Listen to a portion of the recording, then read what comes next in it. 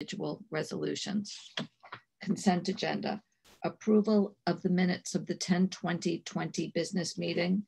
B, approval of personnel actions, approval of vendor agreements and amendments. D, approval of budget transfers. E, acceptance of arrangements for appropriate special programs and services. It was recommended by the CSE, CPSE. F, authorization to declare certain items obsolete or relocated. And G, acceptance of gifts and donations. Can I have a motion? So moved. Second, Ariana. Bob, do you have anything to say about any of these items? And then I'll move over to Christian, who's— No, I think they're self-explanatory on the agenda. Okay. Christian, do you want to read off our gifts and donations? Sure thing. Recommended action that the Board of Education approve. No, you don't have to read that, just the actual donations. Oh, geez, I've been rehearsing that part all. Okay. Next time. So it's $2,241.58 from the A+ program at Stop and Shop for the Homix Middle School, and a donation from the Kemper Memorial Park Preservation Fund for a 4x6 sign and restoration for the sign to be placed between the Eagle Scout Garden and the hedges at the southwest corner of Kemper Memorial Park. The sign will read, Richard M. Kemper, Memorial Park, established 1947, which, by the way, might be one of the oldest memorial parks for World War II. We're still trying to figure out that information. Thank you, Christian. All in favor, and thank you, everybody who shops at Stop and Shop and put down Homix Middle School. Those dollars do add up. And to the Kemper folks, thank you for the donation of the sign. All in favor? Aye. Aye. Aye. Aye. Terrific. Bob, on to you. Thank you very much. So good evening to our board members. Good evening to our panelists here this evening. We are here this evening to focus on, or in some ways provide the board and the community with an update on hybrid and remote learning models. As many of you know, we began the process of planning for the reopening of schools back in May as an administrative team, and we had the opportunity to work in partnership with the Stanford D-Lab, Design Lab, and a large group of stakeholders that are affiliated with our school district to envision what reopening should look like. And tonight we hope to provide, in some ways, snippets of or glimpses of the lived experience. We'd like to come back to, when we get into the presentation, the list of priorities that really guided our thinking in our planning process about what we would like to accomplish with the reopening of schools. And so we've invited a number of our students from Mamaroneck High School, as well as plan to have the opportunity to listen to the voices of our elementary students from Mamaroneck Avenue School to gain a perspective on what school looks like when we consider the challenges that we face as a community, as a school system, certainly as a country. And so this is really an opportunity to in some ways, hear from the voices of our teachers, our students, and our administrative staff, and respond to the questions of how we're doing at this point, almost 3 months into the school year. I would say to begin, and as we begin, I would say over the last 10 years plus that I've been superintendent, we've had the privilege and opportunity to begin board meetings, many of them, with a live musical performance. And in many ways, it's a wonderful gift because we get to see live the talents and the skills of our student musicians. And so keeping with the tradition of having a musical performance to, what I would say, kick things off. And at the same time, in some ways to enter into the conversation about what school looks like and what it takes for our talented teaching staff to prepare and execute teaching and learning in a blended learning environment. we thought we would use this musical treat to kind of launch into our evening examination of hybrid and remote learning. And so with that, it's my pleasure to introduce Ms. Dina Madden, who is the K-12 music coordinator and really has tremendous responsibility to make all of our musical, I would say, opportunities come to life across the system. So with that, Dina, I'll turn things over to you to introduce our musical experience and to have an opportunity to set the stage for this evening. Great, thank you, Bob. And I do want to thank the board for the opportunity for us to try out doing, a sharing in this way. So what you're going to see tonight, and I'm hoping maybe, Bob, that you'll be able to share the video from your screen, maybe? Okay. Great. So what you're going to see is our high school force, the percussion line had come together, and just to give you a little bit of a preview as to what it is, they came together, cohort A and B, during a lunch. They were able to do this with the help of so many people involved. You know, when we talk about the flexibility of people and just making things happen, you know, between Liz Klain and the administration, getting people to do temperature checks and allowing cohorts to come and meet outside. You'll see that the top row of drums are called the bass drums. And when you have only half of them, you get half of the sound happening. And there's a lot of call and response that happens in this kind of playing. And sometimes without a different cohort, you get a call with no response. And so it was really hard for the kids. The captains had said afterwards, you know, what was it like? And their response, and to quote them, was that it warmed their hearts to have everyone play together again, playing as one. And so a lot of effort went through it, whether even coordinating with Barry Suman to allow this to happen. And another student said something to the fact that something that we loved and we was so normal to us last year was even more special to us to come together. And so it really is so exciting. Tim Hooker is the director. This is the Force. And so you'll get about 2 minutes of listening to the Force play together. And this was their first time playing in months together. And so Bob, we could take it from there. Enjoy.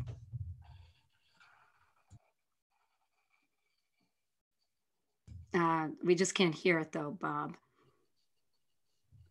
Bob, when you shared, you had to share with sound, that setting in the lower left-hand part of your screen. So you may want to stop the share and restart.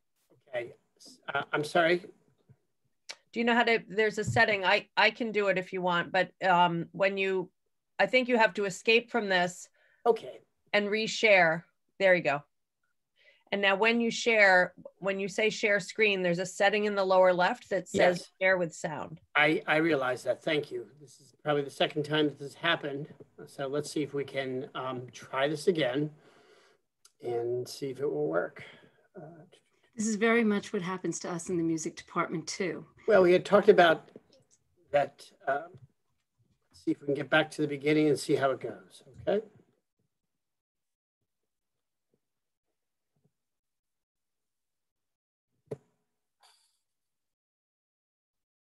How's that? We're not seeing anything now. No video, no sound. Okay. So excuse the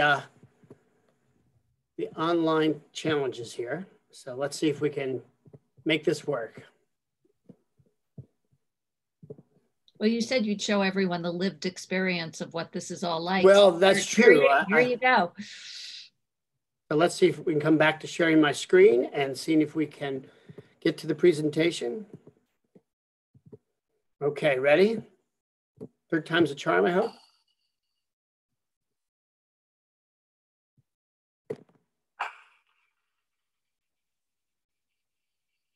No? Okay. No sound, Bob. No sound. So I apologize.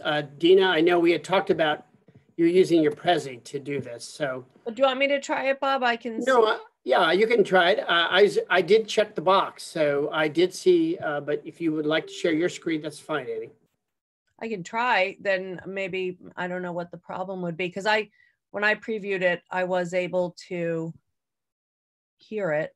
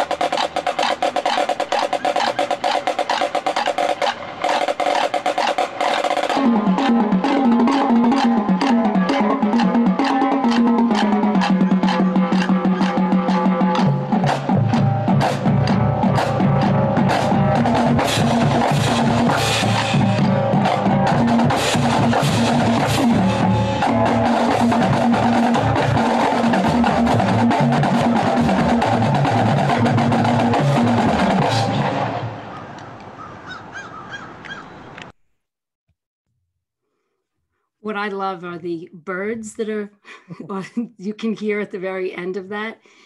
And thanks, Annie. And once again, I do want to thank the board. I'm just going to share my screen right now and just give you a little bit of a flavor of some of the other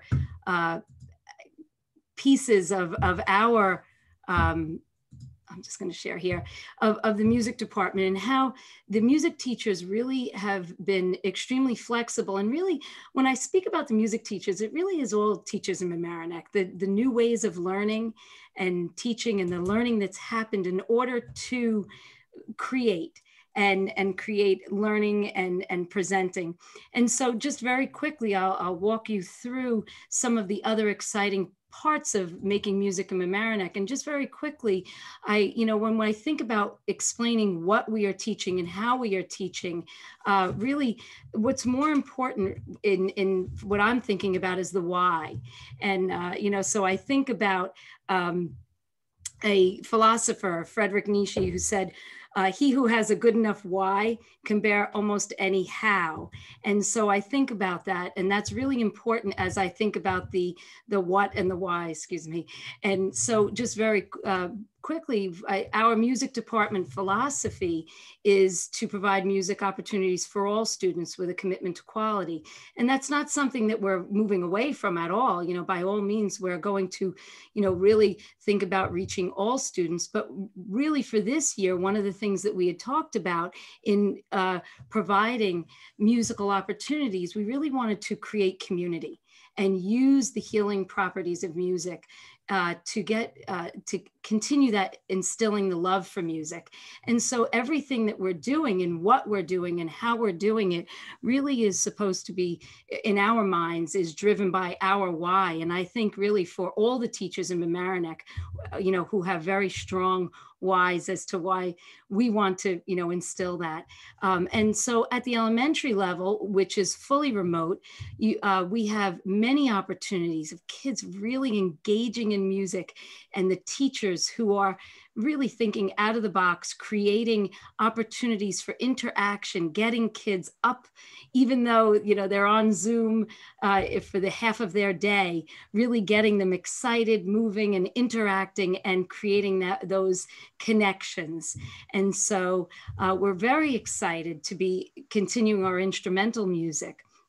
What's wonderful about the elementary school is that not only do we have our students, learning with split screens and, seeing fingerings up close, but we've gotten all of these technology with online tools and getting kids really connecting, whether it be band karate that Ethan Wojcik is doing at the elementary school, or having the kids do curbside instrument tunings and repairs. So we're really thinking out of the box, just like every other teacher in Mamaroneck. And so once again, when I speak about the music department, I'm just only giving you a sampling of what we're doing, but it really applies to everyone across the whole district. What's also very exciting is we have teachers teaching across schools. So a trumpet player from Central might be in the same Zoom as a trumpet player from MAS, and they're really getting to know each other. And so there's a lot of silver linings here. Once again, it's not easy, but we're doing not only the best that we can, but we're trying to really make it even better. One of the things I'm very proud about in Mamaroneck, and this is really through the support of not only the community and the students, is that we are starting beginners. Not every school district in Westchester County is starting beginners. I do know of several districts that have decided not to start any beginning instrumental students, and we've really felt very committed. And so you can see, teachers splitting their screens and coming up with ways to teach the kids and give them a really up close. And so I'm very proud of the fact that we can have a beginning program. The kids are excited about it. The parents are excited. And really it's because of the dedication of not only the community, but of course the administration and the board who supports that. And I'm just thrilled that when I speak to other administrators, music administrators, that I feel like, no, well, we're doing beginners, and our teachers are really excited about it. The other thing that I want to highlight is at MAS, we have our String Buddies, and String Buddies is a program, it's a mentoring program with MHS students. And so we have elementary and MAS students, and they are continuing those kinds of programs. And so that's really exciting for us to continue all that kind of, whether it be hybrid or remote or however we're connecting with kids, it's all working. At the middle school, it gets even more fun and interesting. We have transformed, and they've transformed both the auditoriums at the high school and at the Homics into choral teaching spaces, 12 feet plus apart. We're dropping down microphones from the ceilings, using technologies, sight reading factory online tools, so that both students who are in hybrid or fully remote can continue to do that kind of learning. It's really so exciting to see Leon White, Annie Crozier, and Sean Gillen all working together and collaborating. We have in our band program, we are working outside when distancing apart, with, every, whatever we need to do. But now also we are thrilled because we have new masks and bell covers and flute shields and every other thing that we need to have in order to play inside, which allows our jazz bands to, before school, not only at the middle school, but at the high school as well, to be playing our chamber orchestras, our pop orchestras, our middle school instrumental program. We're really excited because they've integrated Andy Sussman has integrated programs like Logic and Finale to create backtracks, which are, drum beats that happen along with the kids. So they're not just playing along to a metronome. And it really is helping students to create music in a more focused way. And so once again, the flexibility of the teachers, being able to do that. And then once again, in our e-music classes, we have kids that are working on cloud-based learning. So our DAW, our digital audio workstations, are now cloud-based, so that whether or not you're remote or hybrid or fully remote, everyone is able to interact and work together on a cloud-based program, which is very different from what we've done last year. Just so that everyone could be doing the same thing and experiencing and making music and really getting that love for music and using music as that healing quality. And that's one of the things that we're really trying to do. At the high school, once again, we have the force that was working outside. We have our chorus, singing outside as well. Our band doing the same thing, inside and outside. In our McLean Auditorium, we've incorporated microphones for each of the students so that we can hear them since they're masked when they're singing, but at the same time, working through that, realizing, we really can't hear, so what do we do? So we've created those kinds of things. I myself have created a 12-foot apart recording station with a web of wiring and headphones in order for them to create a full recording and video that we did for Halloween Zombie Jamboree, which at some point I'd love for you to listen to. We'll send the link because it's a hoot. It's really fun.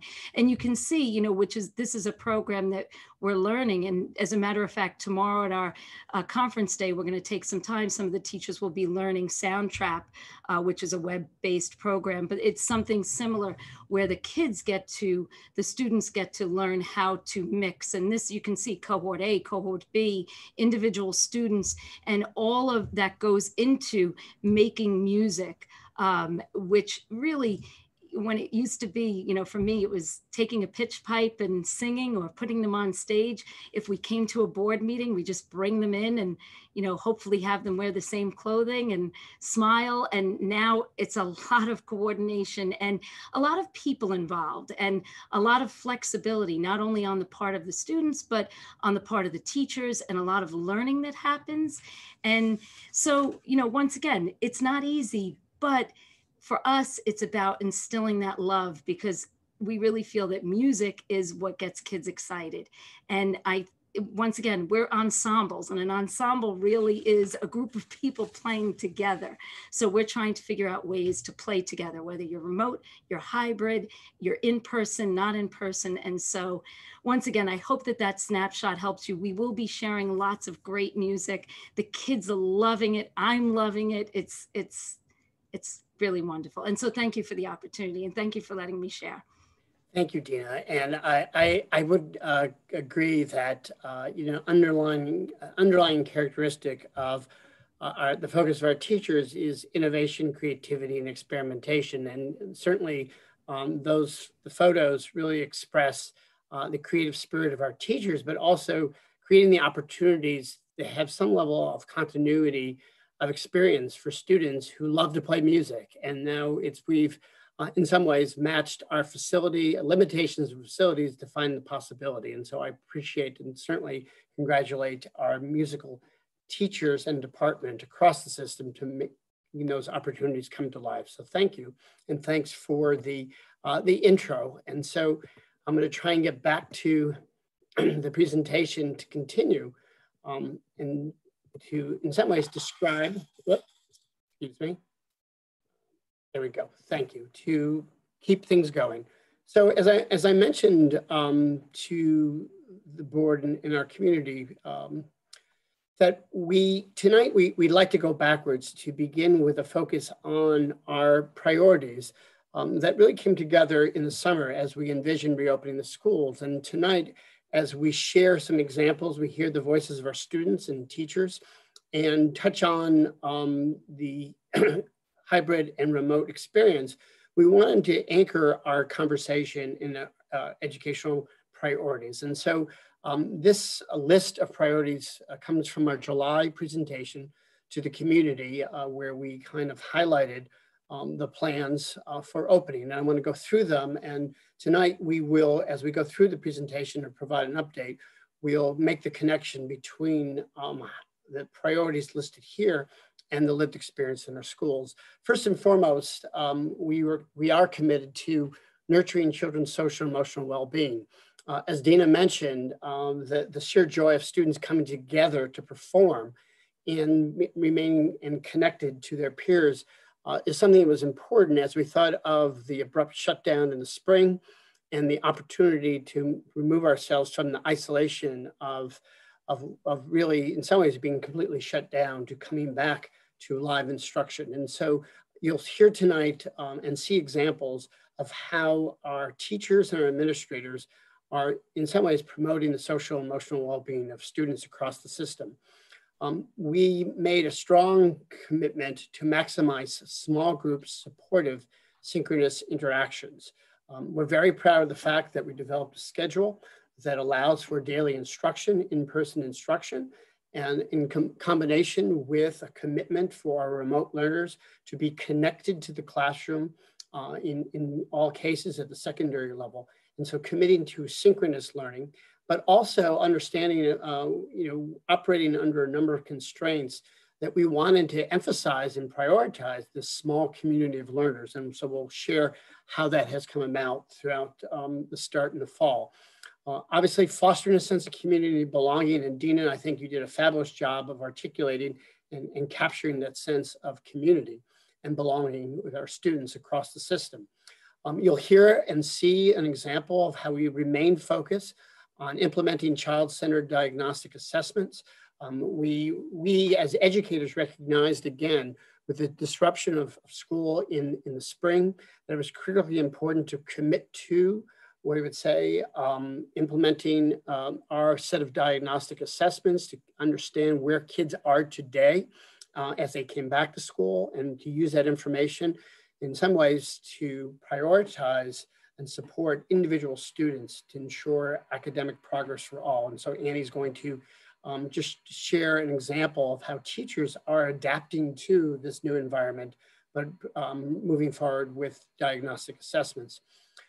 We made a commitment at that time, and certainly have lived by that, to advance the curriculum, to really focus on, although we are not back to what I call the normal conditions of learning, to remain focused on delivering the curriculum, the focus on content for those students who are participating in advanced placement courses and what I would say Regents classes, the commitment to in some way identify the key features of the content standards and ensure that there's consistency of experience relative to academic progress throughout the school year. We also recognize that what we all face relative to this brave new world of teaching and learning, that the focus on digital fluency to ensure equity of opportunity learning for all students, whether you're learning at home or in person, and the ability to navigate appropriately the digital space was critically important as a point of emphasis and a priority. And finally, what we're most proud of is our commitment to bring students back to school as much as possible. And as the board well knows, that we spent a lot of time understanding what's possible relative to the age of our buildings, the issue of following the state's Department of Health guidelines for social distancing and our ability to accommodate students. And so we're very proud of the fact that our students are coming to school each and every day, and that we are in some ways trying to maximize or optimize that experience for our students. So it's interesting in preparing for this presentation of going back to July, of not knowing what we know today relative what the experience would look like, that by defining clear educational priorities, all the work that's come into opening our schools or reopening our schools and having continuity of instruction is really connected to these guiding priorities.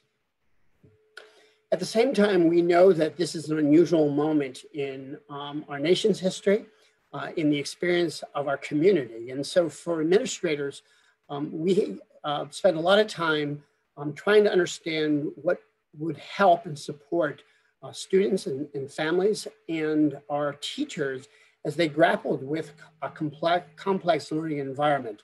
So having the opportunity to work with Dr. Erin Ramirez at the UPenn Graduate School of Education, we were intrigued by her research on the necessary conditions that students and teachers will need, not only in K-12 education, but in higher education, and certainly in what I would say real world organizations, to adjust to the conditions that are in front of us. She presented what she calls Flux Pedagogy. And what's important in looking at the work of Dr. Ramirez is that it really relies on existing theories of pedagogical frameworks, and that her belief, and something that has been discussed across the country, is that the crisis, the pandemic, evinces the need for what we're talking about, a new concepts that integrates teaching agility. And I think Dina did a great job of describing that level of agility with a radical growth mindset. And certainly the opportunity for teachers to recognize that anything is possible relative to the conditions, and adapting to that with what I would say a positive mindset about how to adjust is really important. As Dr. Ramirez suggests, the 5 dimensions of the Flux Pedagogy are a curated integration of existing theories and pedagogical frameworks. Together, these dimensions help educators ensure that in the times of crisis, their teaching and professional development is responsive, racially literate, and equitable. And I would say that what resonates with us as an administrative group and team is to recognize that the investment in professional development for teachers, the time spent thinking about what does it mean to really be in front of students in the classroom as well as students at home, and how do I start to think about the skills, the tools, and the experiences that I need to become aware of and competent in each day in order to optimize learning for students. And so we're going to touch on some of the tenets of Dr. Ramirez's really new framework as we go through the evening, and show in many ways how it aligns well to our approach for operating the schools. Just to give a quick summary, I think in looking at the dimensions of Flux Pedagogy, the idea of an increased stance certainly that resonates with our teachers, and that the idea to be able to walk in the shoes of our students, but to be teacher as learner, to understand the experience of students as instruction is unfolding, goes a long way to adapt and adjust to the type of what I would say teaching that is needed in time. The idea that you'll hear about of radical compassion and self-care is to understand that at a time in crisis, all of our families and students are experiencing different challenges that come into the classroom, and how do we equip ourselves to understand the hardships, the challenges, in many respects, the different ways in which students are struggling to learn, and be cognizant and present in thinking about that. We talked about the idea of, in her work, of responsive and humanizing pedagogy, and understanding that students, again, and many families are in crisis, and what it means to be able to attend to teaching and learning at a time of uncertainty. And finally, this idea of brave space pedagogy, and the notion of creating the conditions where students feel safe, feel empowered, and we're building the sense of trust where all students' perspectives are honored. And so as we go through tonight, we're going to touch on how we, in many respects, have been able to take this framework and again, support the work of teaching and learning for our students. Annie, I'm going to turn things over to you, and just to kind of go through some of the artifacts that really describe the experience of hybrid and remote learning. Sure, thanks, Bob. Good evening, everyone. I want to just acknowledge the teachers and administrators and parents that have joined us on this call. So thank you. It's a shared effort. So as this label suggests, we're really just going to provide in the next part of the presentation a series of snapshots. It's almost, it is impossible to do justice to the amount of effort that is being expended day in, day out, really by everyone involved. Families who are demonstrating incredible flexibility to bear with our schedules at the levels that don't necessarily line up, but do maximize kids' time in school, which, as you saw, was one of our priorities. The teachers that are just every day on an incredibly steep learning curve, students for their patience and their resilience. So these are what follows are really just a series of snapshots where, as Bob said, we're going to try to illustrate the ways in which those priorities that we talked about back in July, which just seems like an eternity ago, are now really being brought to life in such imaginative ways each day. So this was opening day. You know, it was just magnificent to see the ways faculties at all 6 schools welcomed kids back with open arms and open hearts. I thought this bulletin board is really very emblematic. Hug with your heart, right? All of the warmth, all of the joy, all of the excitement about welcoming kids back is there, but we have had to find new ways of doing things, new ways of doing those things that we value, which again, I think that's why we thought that Dina and the force as an opening piece was so important, to give kids that experience that they've been treasuring and coveting. Has meant that a lot of the professionals behind the scenes have had to learn a lot of very new ways of doing things, as have the kids themselves. So we need always to be safe, but we want that warmth to shine through nonetheless. You can click, Bob, thanks. So just you saw our top priority back in July was the social and emotional safe and secure return to school. So here again, we'll just cite a quote from Ravitch, as Bob mentioned, from the Flux Pedagogy about radical compassion and self-care, which we think applies at all levels of the system. In this moment of collective trauma, in relation to both COVID-19 and racial, civil unrest and division, students need a place to process their stress, for their emotions to be validated, and for them to connect in a world that feels scary and coarse. For students to learn and develop, they need an environment that supports learning and allows them to build their inner resources for navigating stress. And of course, that's true first and foremost at the level of students, as this quote applies, but it also holds true for our professional community and the ways that we're trying to, take care of ourselves and each other as professionals and members of the broader learning community. So again, just some snapshots of how that's happening.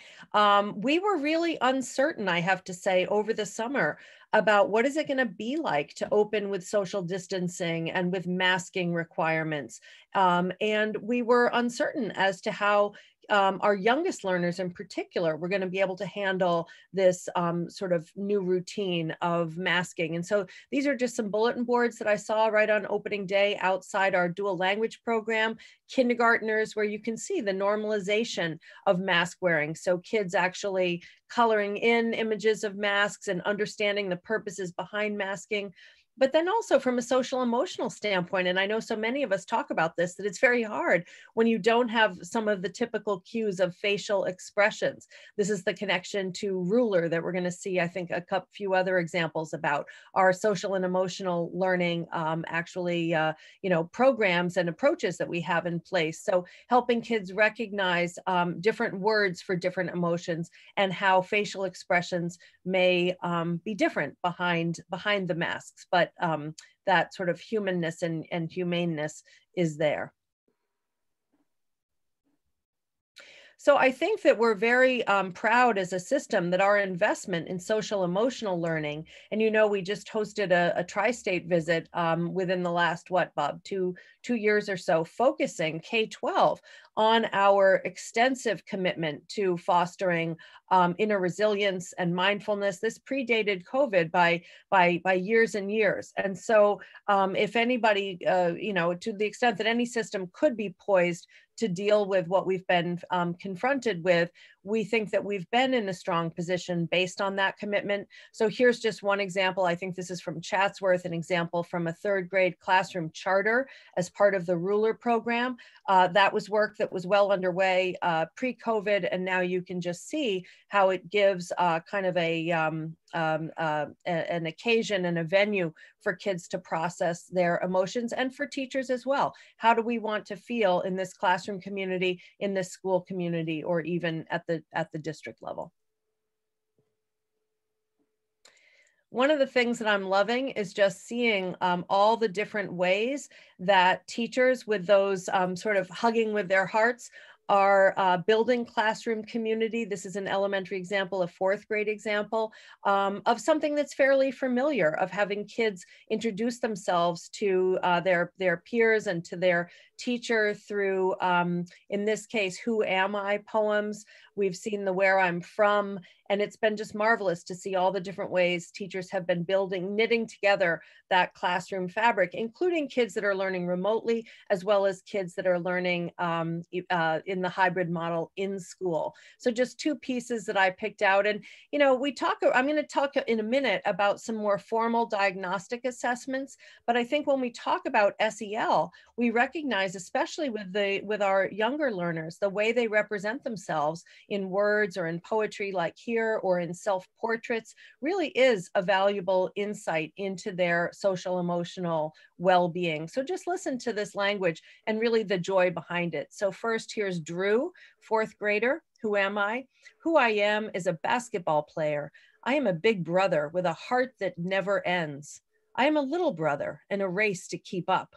I am a football field with a lot of space to think. I am a wave that moves faster than a bullet. I am a never-ending trail. I am a sun full of smiles. I am a soup dumpling that gushes out laughter. I am a meatball sub full of saucy jokes. Don't you love that?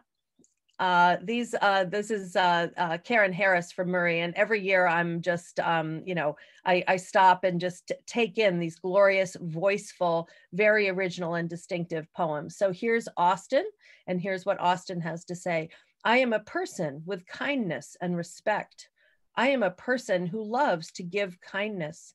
It makes me happy to see everyone kind. I am sports because you can do something with your body while learning for next time. Sometimes I am an eagle soaring across the plains with a half-lit sky. I am a homebody on my couch lying down. I am a heart with warmth inside. So just beautiful poems. I wish we could just share all of them with you. Each one is as original and voiceful as Drew's and Austin, and just a valuable indicator, that we are on our way to achieving that most important goal of having kids feel known, feel safe, feel secure, and feel valued, whether they're with us in person or learning remotely. You want to click, Bob? So I think we're going to, I'll say a brief word now about the new advisory programs in place at both Homics and the high school. And Liz, feel free to chime in here. But I think we're thinking that we would love to have more of an extensive opportunity, especially as these new and promising programs continue to develop and, over time through this fall. But just some opening quotes from Homics that Dr. Sacchi and some of our colleagues at Homics have shared. First, from a student about what the advisory means to him or her. At Homics, each month has a different theme. So the opening theme was, appropriately enough, unity. And according to one student, the unity theme is special and important. I like that we're learning about how to be better at accepting others. And then from a teacher to whom the advisory structure is new, we hear the idea of leading an advisory is new to me, but I love being able to interact with my students in a more socially and emotionally responsive way. We're all adapting to the newness of the pandemic life together, and advisory enables us to talk in a calm space.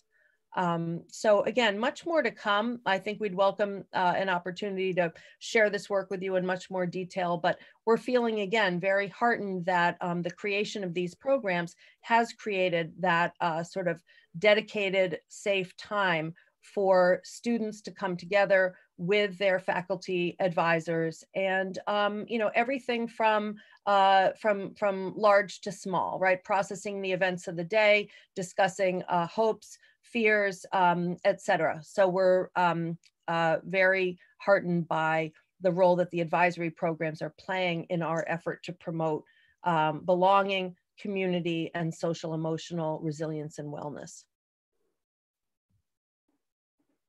And then just joy. I mean, I have an iPhone full of images like this, just captured from being out and about in the opening weeks and now months of school. Wanted to show you a remote snapshot here. This student logging on, you can see her fried egg breakfast there next to her laptop, and you can see her just smile at seeing the familiar face of Joe Brady, her music teacher at Murray. We know all the specials, as Bob mentioned, are being delivered remotely this fall. So that's been a whole huge learning curve for our art, music, and PE and library teachers, figuring out how to deal with both synchronous and asynchronous interaction. So you can see this is a synchronous session.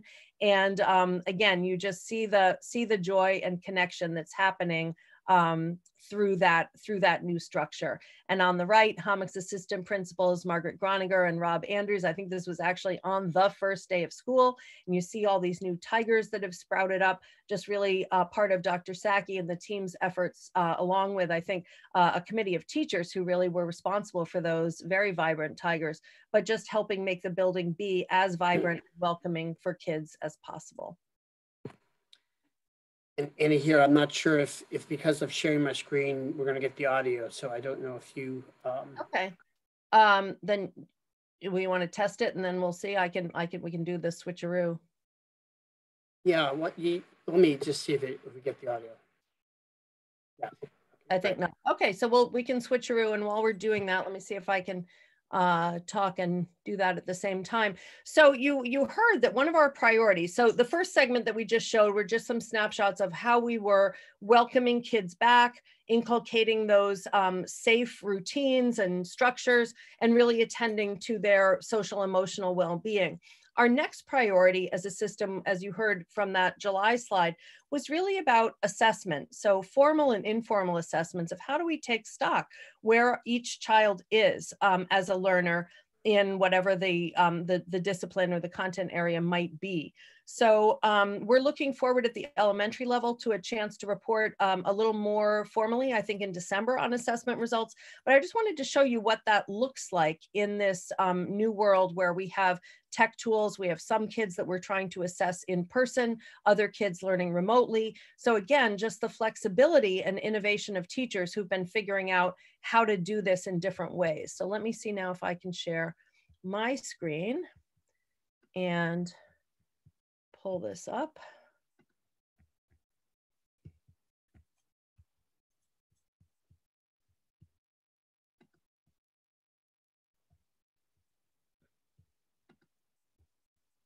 Okay, so what you're going to see here, I think that, you know, again, think about Dina's, think about the force at the outset. So taking a running record is something that is a very, very familiar practice at the elementary level, a diagnostic reading assessment. And as the board and community know, historically, we've done that by way of the Fountas and Pinnell benchmark assessment system, which is a sort of paper, hard copy texts that it's a fairly intimate one-on-one assessment. A teacher sits with a child, watches and listens to him or her read, and then actually takes very detailed and precise notes about his or her reading in order to assess the strategies that that child is using, is not yet using, and to drive instruction. So here we have, this is Maggie Hodnott, who is our literacy ambassador, but this year, by virtue of some reductions in professional development and the need to create additional pods, is teaching a remote second grade pod at MAS. And so here you're going to see Maggie conducting that very familiar running record, but in a very new environment. So she has 3 screens here. And I think in the first little segment, Neil and I, Dr. Oliva and I visited Maggie and happened upon her where she was conducting an assessment. So in order to do that with her pod of 14 students, Maggie has put 13 of the 14 students into a breakout room, and that's in which she has also joined on that Zoom. That's on the computer, the laptop to her left. And then on the right is the student that she's assessing in a separate breakout room.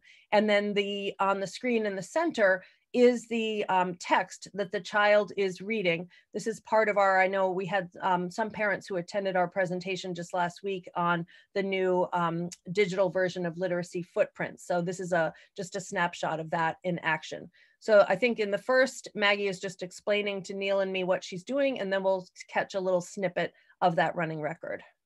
Rooms, but that's one breakout. That's one breakout. Sometimes I put them in two and I have another computer. Okay. So they could technically speak to one another, but you would know. They can, but I can see because they're all So that's not even a breakout, it's just a room. Yeah. Yeah, you know, I mean, okay, but you could split them if you wanted to split them. Yes, yeah. Exactly. Okay. You're being so patient, Miriam. Sorry. Do you see Dr. Oliva? He came to say hello. This is our principal. Miriam's one of our new students. Oh, hi, Miriam. Welcome. Hi. Hi. You doing okay?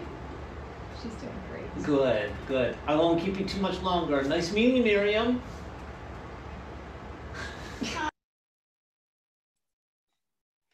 Okay, so, you know, again, we're all just fascinated. There was an elementary assessment committee, teachers that met along with Suzanne Carroll and several of our administrators over the summer to kind of figure out how are we going to take this running record and make it possible to administer in a variety of formats. So what you're seeing here is, again, Maggie in this remote format using the digital tool. And I think we have a picture coming up next of what that looks like. But here, I'll just play you a brief clip of what it looks like in action. The kitchen floor. It laid right in front of the cat. The cat put out his paw on and stopped it. I read it. Great. Okay, so indeed she did read it, and I don't know if you could hear there, but you had kids from the other room kind of announcing they were done with whatever they'd been told to do during that time. You know, we're trying to show you a real slice of reality here of how many different plates the teachers are spinning at any one time. And the patience and resilience of kids, the patience and resilience of teachers. But in this case, a lot of really valuable assessment data that was gleaned from this. Let me just see if I can now advance without replaying that slide, which is there we go. So here you see, this is actually the running record that Maggie was taking. And this is that familiar assessment and all of the rich data that we do glean from that. We're very proud that in a normal year, we would have completed our opening round of assessments by about mid-October. And last Friday was our due date. And so we have actually completed both in literacy and math, the round of assessments. And in the case of something like what you've just seen, we've administered, teachers have well over 2,350 running records, because for many children, it's necessary to complete more than one in order to really pinpoint where they are as a reader. So we look forward to an opportunity to report out to the board on what we've learned about our developing readers from this round. And on the right, here's just a picture of that same assessment. This is Emily Macias at Mamaroneck Avenue. And here you can see she's administering that same assessment, but in person, socially distanced. And I don't know if you can see it, but there's that plexiglass divider that Sylvia and ensured that we were well provisioned with at each elementary school and each instructional space, so that teachers can use that divider in order to confer safely but intimately with kids. Okay, so I think now we're going to turn, as Bob mentioned, we'll hear some voices directly from our students, some fifth graders. That there's Dr. Oliva and Ms. Zadrima, the principal and assistant principal at Mamaroneck Avenue. Bob, do you want to say anything before we play this? Yes, I mean, in preparation for this presentation, we certainly wanted to capture the multiple perspectives of students, both who are remote learners and in person. And I think it's important for administrators and teachers to really recognize the challenges that students have to stay connected to day-to-day learning. And so we wanted to just capture, I think, just again, the experiences and certainly the appreciation of students of what does it mean to be an in-person student, you know, in limited conditions. What does it mean to learn from home and to be able to kind of navigate that new learning environment in a way that is unique for a fifth grader? We're asking our teachers to take on a lot of responsibility in terms of owning and changing their practice, adjusting to what's in front of them. And at the same time, our expectations for students who certainly are now understandably comfortable learning through the use of technology, but are still now adjusting to what does it mean to learn from home? What does it mean to be in a what I call digital space to learn? And how does that get internalized? So we thought we'd share samples. Dr. Oliva and Mr. Zadrima had the opportunity to ask their students what this experience meant to them in real terms. So here we go. Okay, so hello everyone. We are here with 3 lovely students and our lovely assistant principal.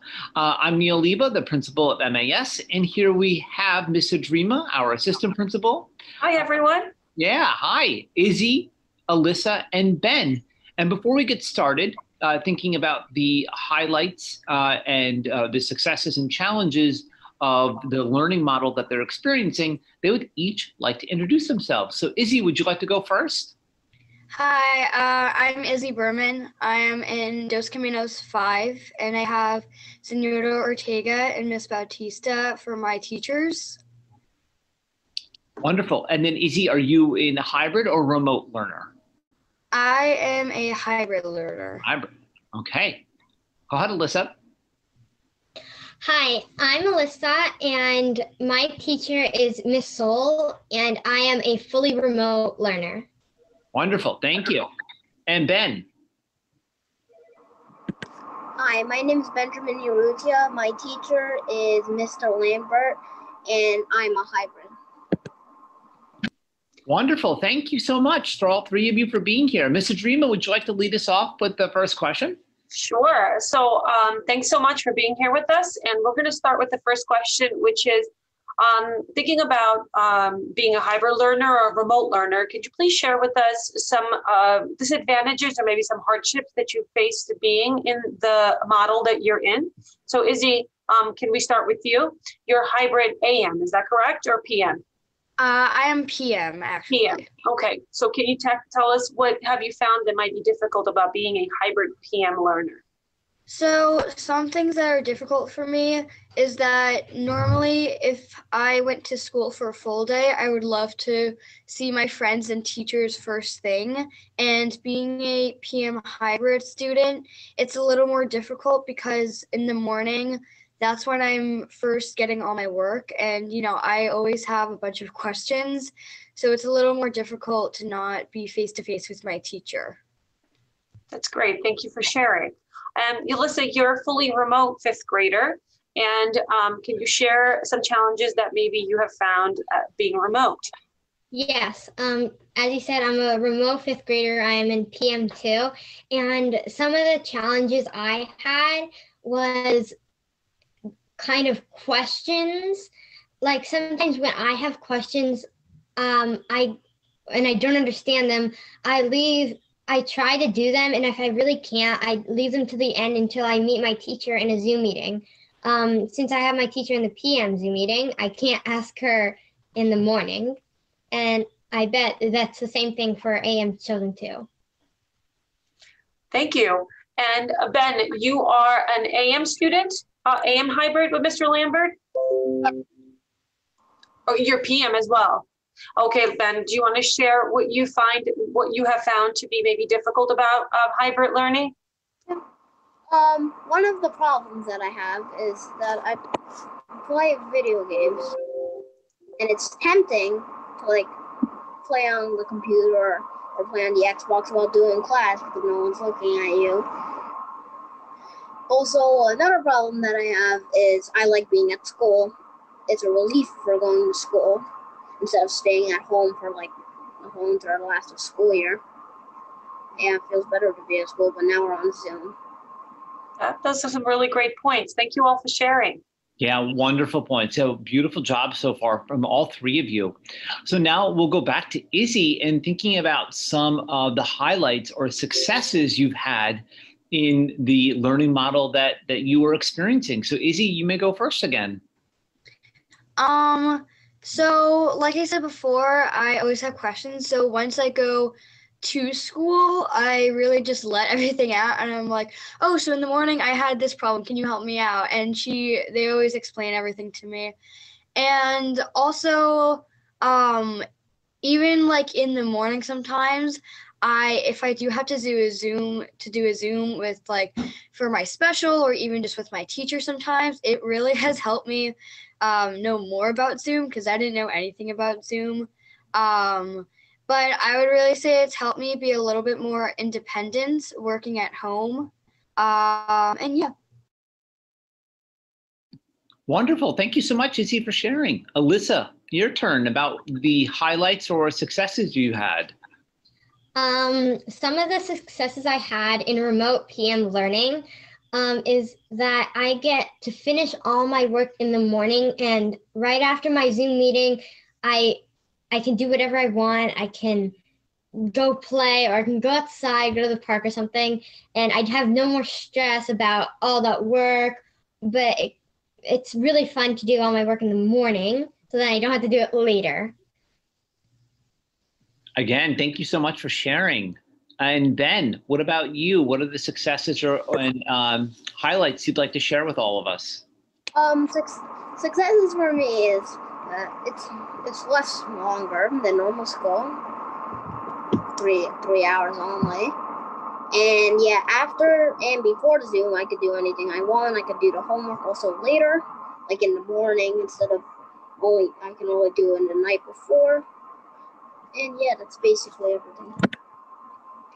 Oh, thank you. You all have been absolutely amazing, and know that we think about each and every one of you, and we really appreciate you taking the time to share with not only Ms. Adrima and myself, but also the whole community. So thank you again. Thank you so much. You did a wonderful job. Indeed. Thank you. So I think it certainly captures the essence of the experience for our students in a small sampling, but I think it speaks to the adjustment that students are having in many respects in terms of the fragmenting of the day, that they're certainly need to think differently about allocation of time, how they advocate for and have built a sense of agency to gain the support from their individual teachers. And listening to Ben, how they stay engaged and how in some ways they fight against those urges and experiences to go off track because they're not in what I would say a school environment. And so I think as I'm waiting in anticipation of hearing from our high school students to understand and see how they map on in many respects, similarly to the voices of our fifth graders relative to the adjustments in this new realm of learning. So thank you to Dr. Leva and Mrs. Adrima for capturing the voices of students, our sampling of our elementary students as well. Thanks. And then before we get to the high school panel, we just want to share a snapshot from Homics. And I think this really relates to that curriculum tenet that you heard about from July, of just trying to figure out with the new learning modalities and with the new schedules, how do we really maximize our commitment and prioritize curriculum topics, and maybe take advantage of some of the silver linings, perhaps a theme that you're hearing through tonight. So this is a little clip from Homics Family and Consumer Science. I've heard from Betty Comerford and Taryn Delaney and Melissa DeSanto, who have worked hard to develop curriculum over time and then to figure out how to really adapt that curriculum to the hybrid and the remote learning environment. So here's just a quote from Taryn that's going to set the stage for, we're going to see a clip of Melissa and her class in just a second, but here's what Taryn had to say by way of introduction. And Taryn is not only FACS teacher, but also the UA Unified Arts Department Chair at Homics. While there's no substitute for hands-on labs, we're working hard to draw kids in, even when we're all 6 feet apart. The document cameras, backed by Mike Sammartano, our tech coach's superhuman responsiveness and support, definitely allow kids both at home and in the back of the room to get a good view of basic knife skills through Zoom. The district's investment in funding and training for tools like Zoom, Edpuzzle, Pear Deck, Flipgrid, Remind, and the Google Suite have been key in allowing us to assess our students when we can't stand over their shoulders. So here, I think we're going to take you in briefly to Family and Consumer Science and Melissa DeSanto. You see the document camera set up right over her cutting board, and then you're seeing behind her on the screen, the kids in the room are able to see both the live demonstration as well as what's on screen, and then the kids at home are able to, really participate virtually by virtue of that document camera. So here we go. To use my knife, I'm going to start with the point of my knife on my cutting board. I'm going to push down and back, and then I'm just going to keep going through my garlic and making a bunch of little slices in my garlic. All right, and this is what I will end up with. So after that, I want to mince this. So these are, sometimes some recipes will call for garlic that's about this size, but I want to mince it. I want to go even smaller. So what I can do is use my blade, kind of pull everything together in a nice little pile on my cutting board, and then I'm going to start mincing. So what you want to do when you start mincing, I'm going to have my knife hold like this, right? I'm holding my grip. Going to start with the tip of my blade on the cutting board, okay? And then this hand, I'm not going to do the bear claw. I'm actually going to put my left hand on top of the blade. I'm going to kind of use my left hand to sort of guide my blade. So I'm still doing the exact same motion that I did when I was slicing the garlic. I'm still going to do this motion, but instead of doing a bear claw, my hand is going to be on top of the blade. I'm going to show you what the motion is before I actually do it on the garlic. But my left hand is on top of the blade, and I'm kind of pushing, pulling back, and sort of using that left hand to guide the garlic. To guide the knife on the garlic. So when we are mincing, it doesn't have to be perfect because we want to get these like really, really tiny. So there you have it.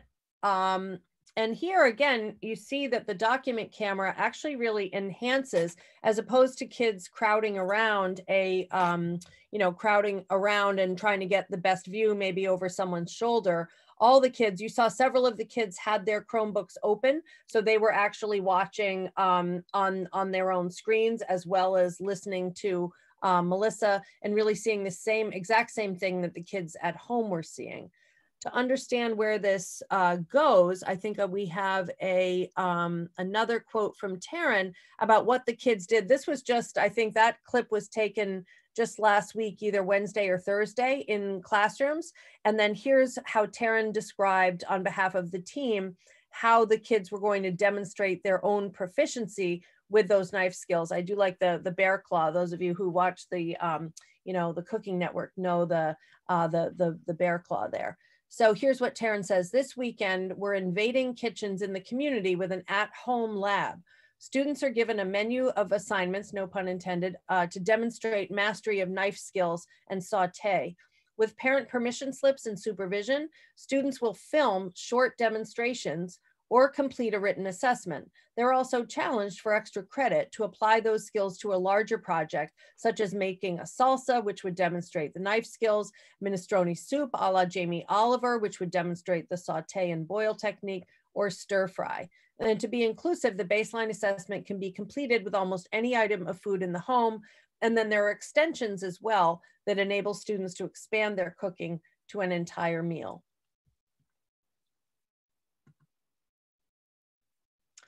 Okay, so now we're going to turn to the high school, and I think that, Bob, you want to invite Liz to introduce Erin? Yes, Liz, if you wouldn't mind kind of introducing Erin and just be able to focus on, in many respects, the continuation of demonstrating, I would think, not only the creativity and the innovation, but all the necessary adjustments that a teacher makes in delivering blended learning. And we appreciate Erin's perspective and certainly the perspective of our high school panel that will spend the next few minutes describing their experience. So Liz? Yep. Good evening, everybody. So what you're going to see right now is Erin Ramirez, an English teacher, who I happened to walk into her class last week, and she was teaching a 9th grade lesson to students, and it's part of the Facing History and Ourselves unit that all 9th grade English and social studies teachers taught this year, as they did last year. And so this is a lesson that focuses on implicit bias and the research around implicit bias. And Erin will speak a little bit more about what the students had done in preparation to go into the breakout rooms. I quickly whipped out my camera when I was in the classroom because there were, as I could see where it was heading, I could see that there were so many things that were unfolding in this classroom that we're seeing elsewhere, but it was happening in one place, one time. And so here you have it. And Erin, I don't know if you want to play it first and then have Erin speak. Erin, is there anything, thank you so much for being here tonight, Erin. Is there anything that you think we should know before we watch it, or you can talk on the other side? I think that the basic gist Liz gave explains it. Just to understand that these kids have been working to explore some really deep and involved topics that can be difficult to discuss, and then adding on the layer of the hybrid model and sort of figuring out how to navigate teaching this. And that many of the things that were done in my classroom to set up this learning happened earlier in the year, and has sort of been a reminder to help them build relationships like social contracting and allowing them an opportunity to build community before they started to engage in these really deep and important conversations. So you can play it and I can explain anything after. Great, thanks, Erin. In fact, in terms of that social contracting, one thing to just alert people to, there is a moment where I think one of the students kind of deliberately brings in some of the other students who haven't yet participated. So that would be an example, probably correct, of that social contracting, of, you know, taking responsibility for involving all, not just expressing my own views, but making sure that my peers' views come into play and that everyone shares airtime. Yes, exactly. Okay, great. Thanks. So, okay, here we go. Go to those questions that we were just discussing and talk about them with your groups. I'm going to ask you afterwards to share something new that came up that you hadn't been thinking about before. So in this room, I'm going to put you in groups. At home, turn your mics on, turn your cameras on, head to your rooms. Send a message to them. So in here, I'm going to Letty, Julian, Jack, and CJ talk, and then I'm going to have this group of 4 chat. You can do me a favor, leave your computers, the 4 of you, and just head to those seats over there, and then you'll be able to kind of happen. Yeah, go. So just go to the 4 desks there in the corner. Perfect. And then you can hear each other a little better, I think. Okay, you ready? You can start first question and just go through each of them. Someone can ask the question that you know the person and you can talk about it. Go ahead. Right. You mean, like, okay, so if, like, everyone has judgments about everything. Like, you could always judge people for whatever they want, but you can't, like, let that be kind of like the defining thing that you do. Like, I'm trying to think of, like, an example. Oh, no, I get what you mean. Yeah, I think you can't let it drive your actions. Yeah, no, but I think, I mean, obviously there's going to be a difference between people, and it's just something you'll notice because, like, I mean, that's how our brains are, but you don't have to make, like, that or, like, just say, oh, he looks like this, so he must be, you know, I feel like it just, yeah, know, one doesn't have to do with the other. It shouldn't impact the way that you actually treat people. Exactly, that's what I meant. Okay. Sure. Jackson and Jason, I think you guys should talk, because... Thanks, Georgia. You took the words out of my mouth. Jackson and Jason, do you have something you want to add just to what you were hearing your classmates say? Yeah, sure. So I think you should be more aware of what you're feeling in your mind, because normally we're more aware of what we're like saying, but we're not actually aware of what we're really feeling.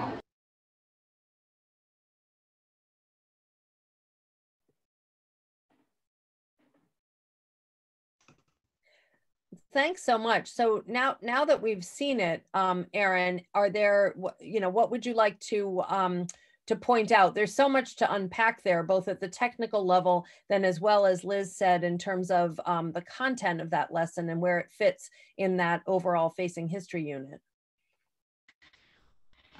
Yes, I think what's really indicative of all that's going on is how the camera and I seem to be running between computer and student in the classroom, back to the computer, sort of jumping around to a million places, trying to make sure that all of the kids are engaged as much as possible in the conversation.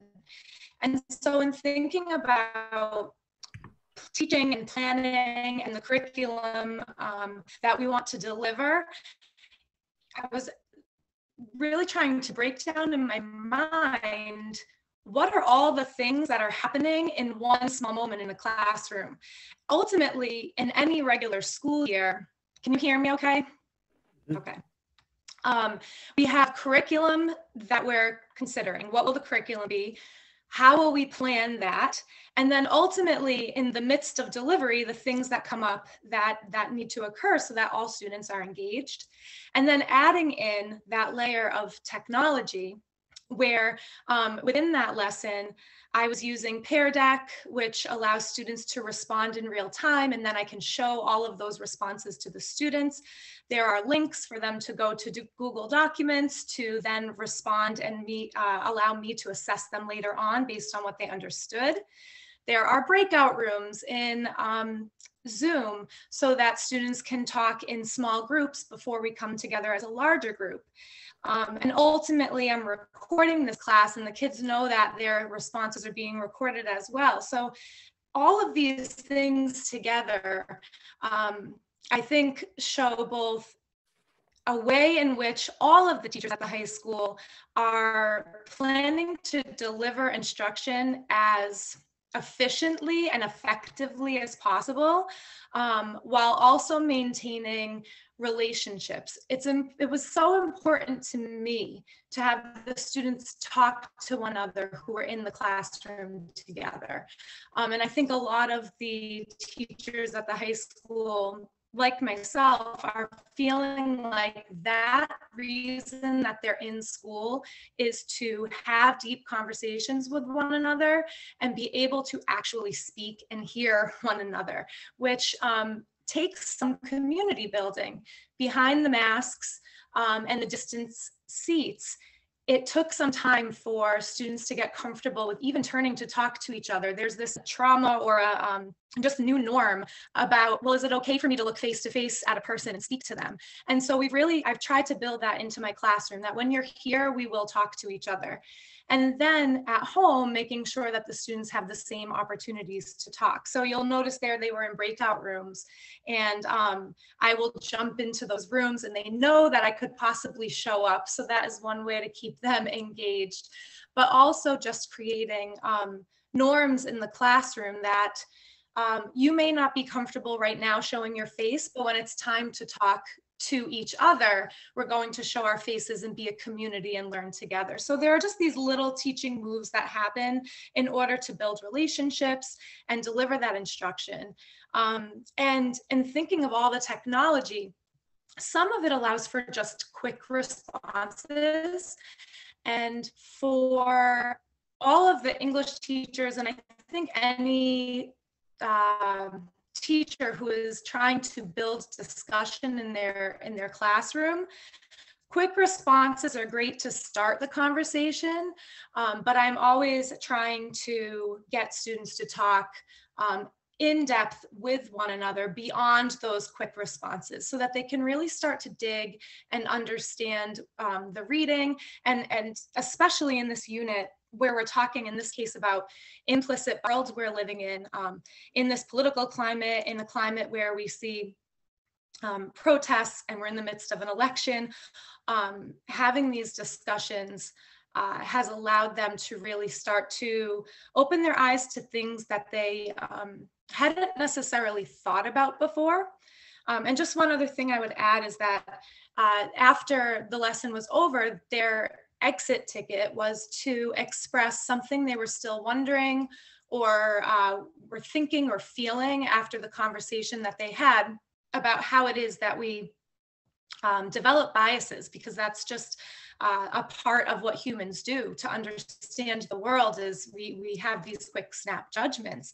And a couple of the kids responded really thoughtfully regarding how they had thought about bias differently, even going so far as to say, well, thought having bias meant you were racist. And I'm seeing now that they're two totally different things, and I'm having a better understanding. So one of the great successes for me and for a lot of the teachers in the high school is to see the way that we're still being able to develop lessons that are allowing for critical thinking, higher level questions to be answered, and still with maximum engagement to the best we possibly can. And I'm sure, I know some of the high school students who are here, I'm sure can speak to some of the challenges around that. But you can see there's a lot going on in that one small moment in class, and that happens every day. Just the amount of planning that goes into allowing all of that to happen with students has been fulfilling and also extremely challenging.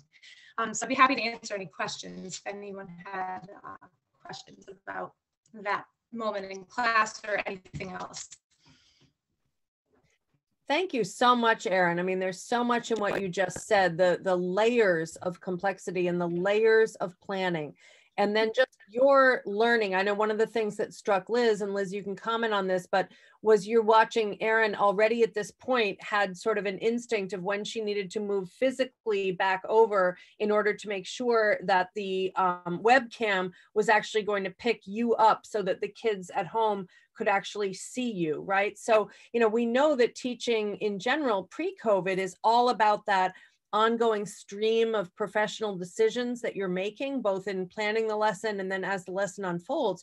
But it just seems like now it's exponential in terms of the amount of planning that you're doing. And then, as you say, how you're monitoring the lesson unfold and students' participation. And this was just a slice of life. I think, Liz, you really just kind of wandered in to visit. There was nothing, Erin had no idea you were coming. This is just sort of a typical slice of what we're seeing and why we're so proud of the monumental efforts that teachers and students are making in this time to kind of make it, to make it work. I mean, there was brilliant learning and insight developing in the space of this lesson. So Liz, what else would you like to point out? I think Erin did a really good job. And, you know, I was struck by it. Erin is doing what she does, which is including all her colleagues in her conversation and saying, we're all doing this. And she's accurate about that. But you know, they say that aside for air traffic controllers, teachers make, you know, the second most number of decisions in a day. I think I didn't get that wrong.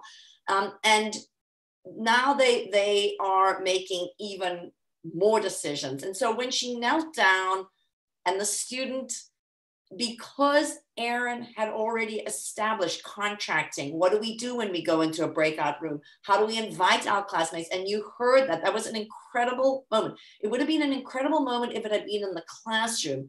Adults, I wish we could do that more, where we invite people. What do you think, Rena, about this? What do you think, Christian, about this, right?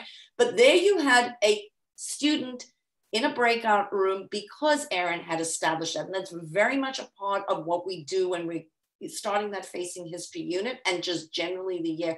But then, rather than, the instinct is to look at the kids on the screen, but she knew if she looked at the screen, they wouldn't be looking at her face. So she looked up at that camera. And it was just I was just thinking, oh my God, the level of complexity. So you know, that's all I have to say, that they are just really doing an amazing job. And I think, you know, hearing from our kids, I think will be more interesting than hearing from me.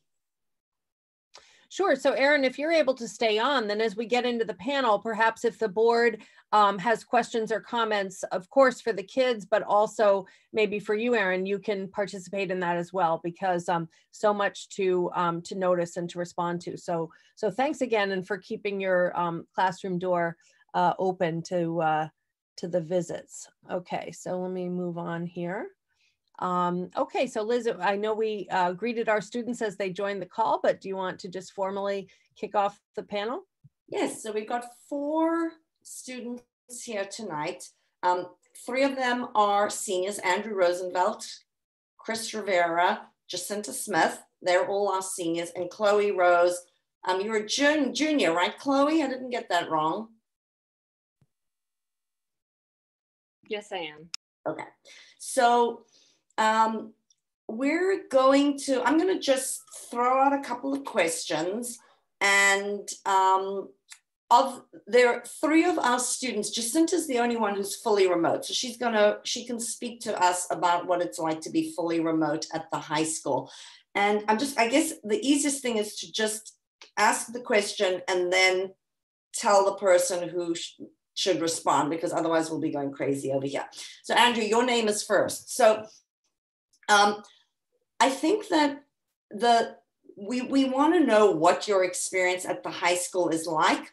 And like Dr. Oliva asked the little ones, you know, what have been things that you have found to be highlights, and what have you found challenging?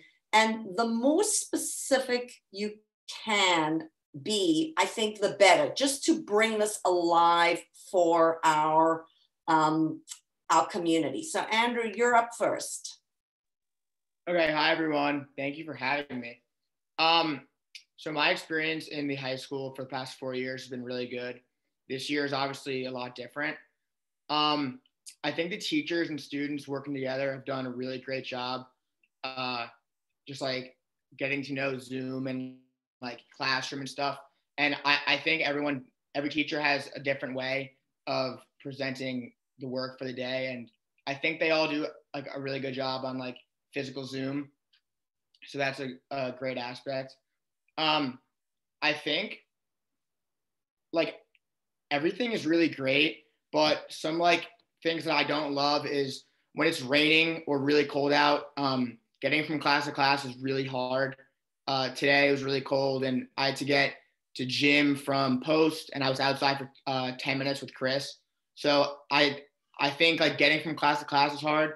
The social aspect is obviously really hard because we're seeing half of our friends and half of the people we normally see. Obviously we can't really do much about that. And another thing is Focus Fridays. I think they're really great places to express how we feel. but at the same time, like the questions are very, I guess, like superficial and corny, but the idea of it is really great. So I think expanding on that could really benefit the students. But besides that, I think we've done a really great job. Okay, so we are working on our Focus Fridays and also making it, making a determination that there's a difference between a senior and a ninth grader. So we've had, I think, 3 Focus Fridays, and that is something we definitely are thinking about. As for the cold, Andrew, toughen up. We're going to be like the Swedes over here. Do you see that the Swedes, like they send their kids out in the freezing -degrees? We are keeping our doors open and we're not having kids. What Andrew's referring to, for those of you in the community who aren't aware, we've created traffic patterns so that we do not have a bottleneck in the one area of our school where we could tend to get bottlenecks. So bring a sweater, Andrew. We're staying out unless it's pouring rain. And then we do create a little bit of a different bell schedule. Okay, Chloe, our junior, tell us what's been challenging for you and what are some of the highlights? And again, maybe speak to a specific lesson, a moment, something so that we can really bring it alive for the community. I think that definitely an improvement from last spring was doing the Zooms, because I felt that I've definitely learned a lot more, because without the Zooms, it's much harder because you have to kind of teach yourself the lesson. So I definitely enjoy the Zooms. I think that a main thing that's difficult is the office hours aspect, because I have 4 classes that are just very difficult for me, and it's hard for me to ask only a question in office hours, which is every other week. So I can't really get a time to talk to them and ask for extra help except for on that specific office hours day.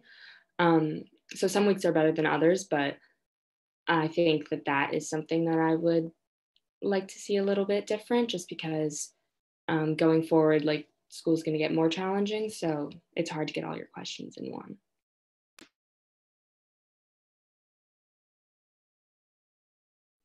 Thanks, Chloe.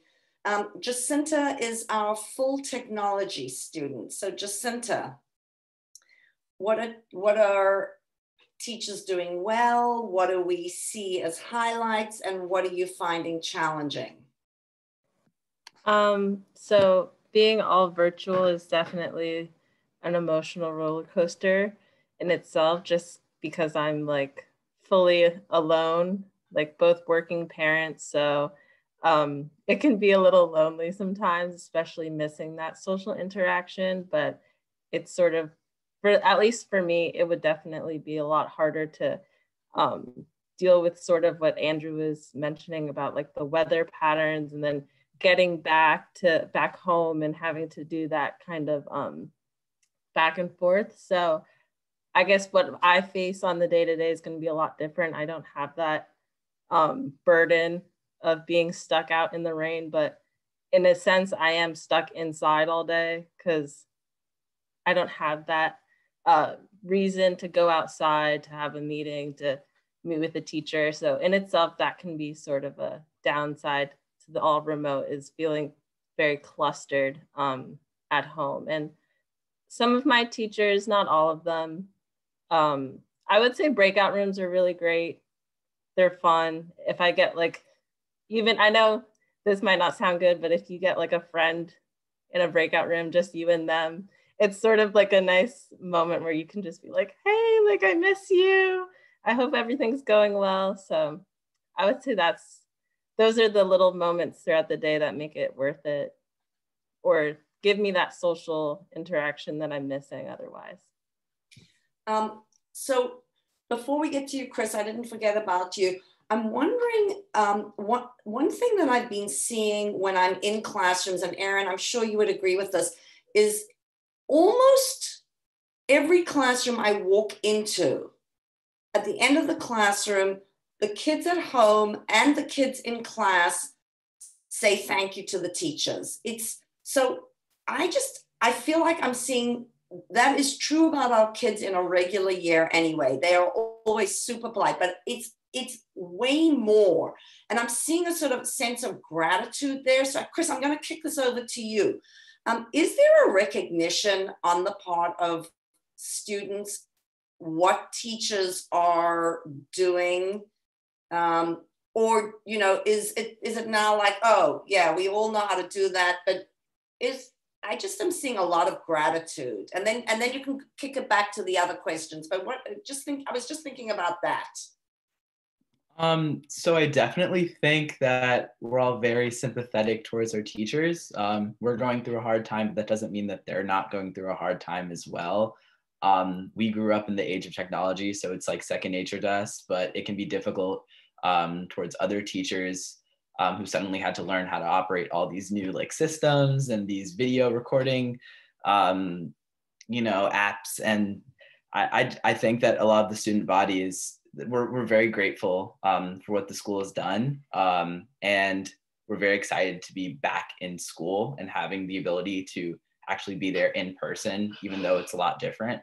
So I definitely think that students are more appreciative of our teachers, and we're kind of seeing the effort that's being put in.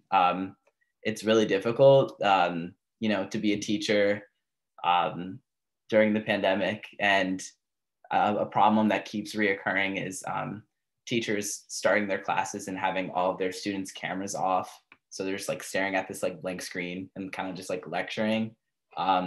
So I always like try to keep my camera on to just make it feel more human. But I definitely think that like the student body understands what they're going through, and we kind of appreciate that. Yeah.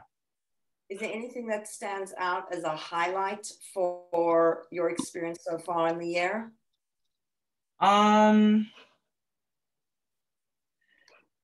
So it's been very busy. It's been very busy at this start of the new year.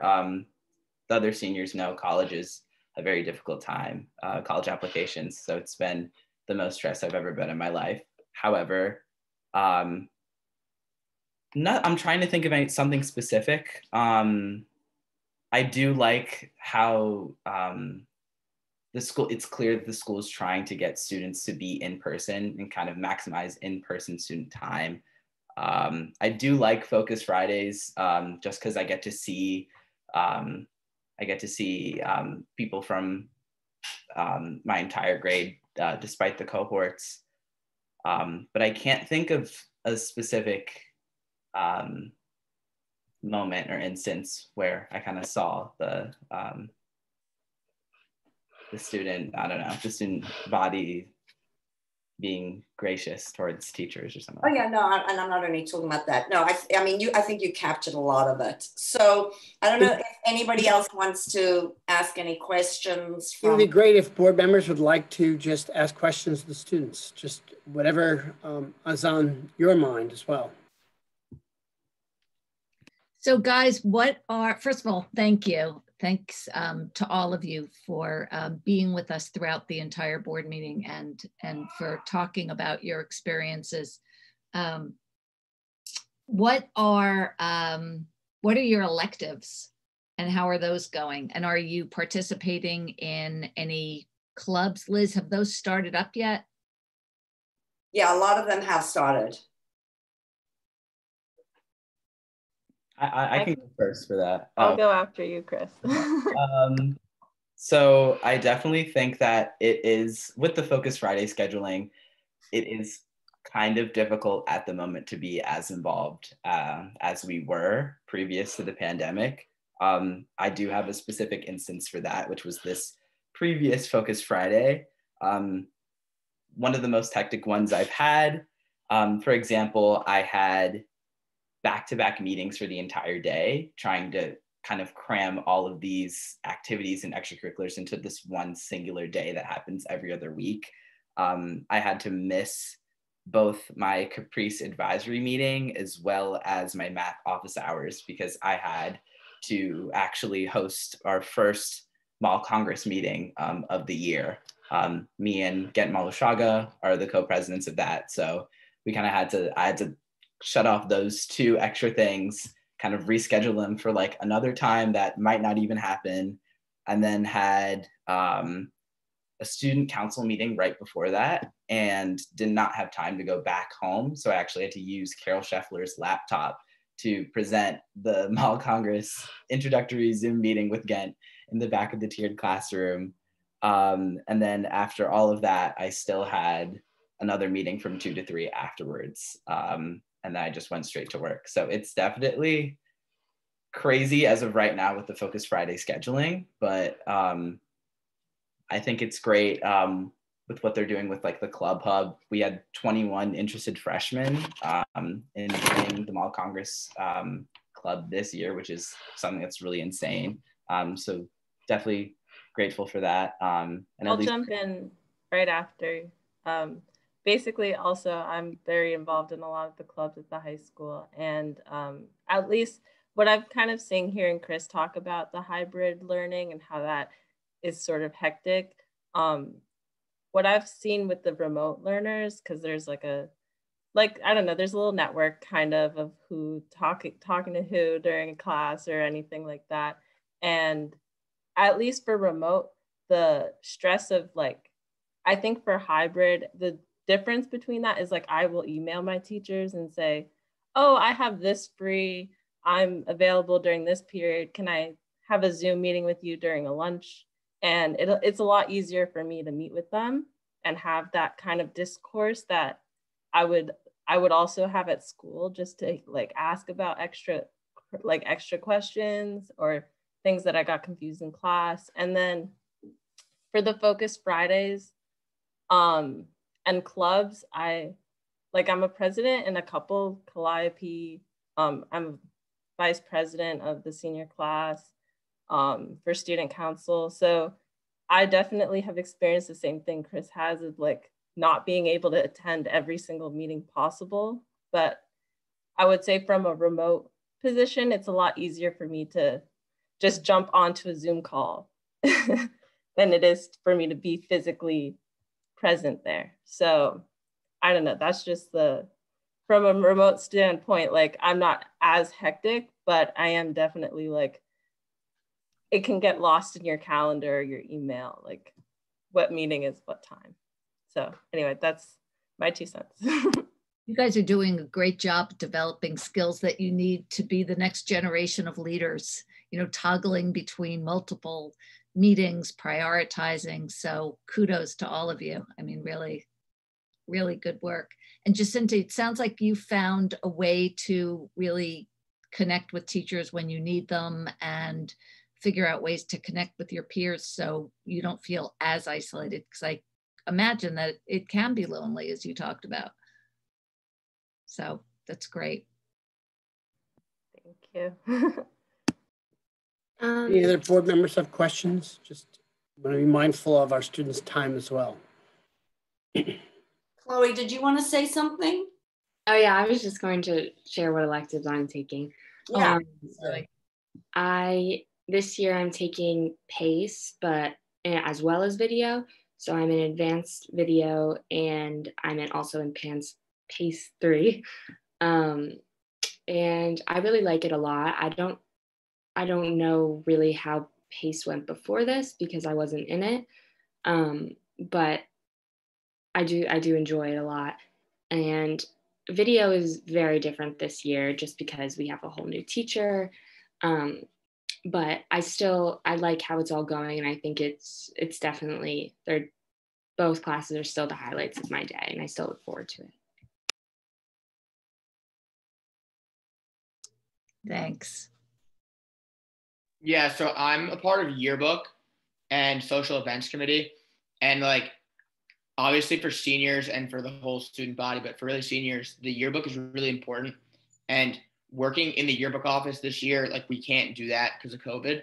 So like I just think that's a huge problem that like kind of needs to be fixed. But Carol Scheffler and I are pretty close, and we always talk, and I think she has some stuff in mind, but like not being able to be in the building for a lot of clubs and like groups is just really hard because to work on Yearbook, you need to kind of be in person, and to plan social events that are in person.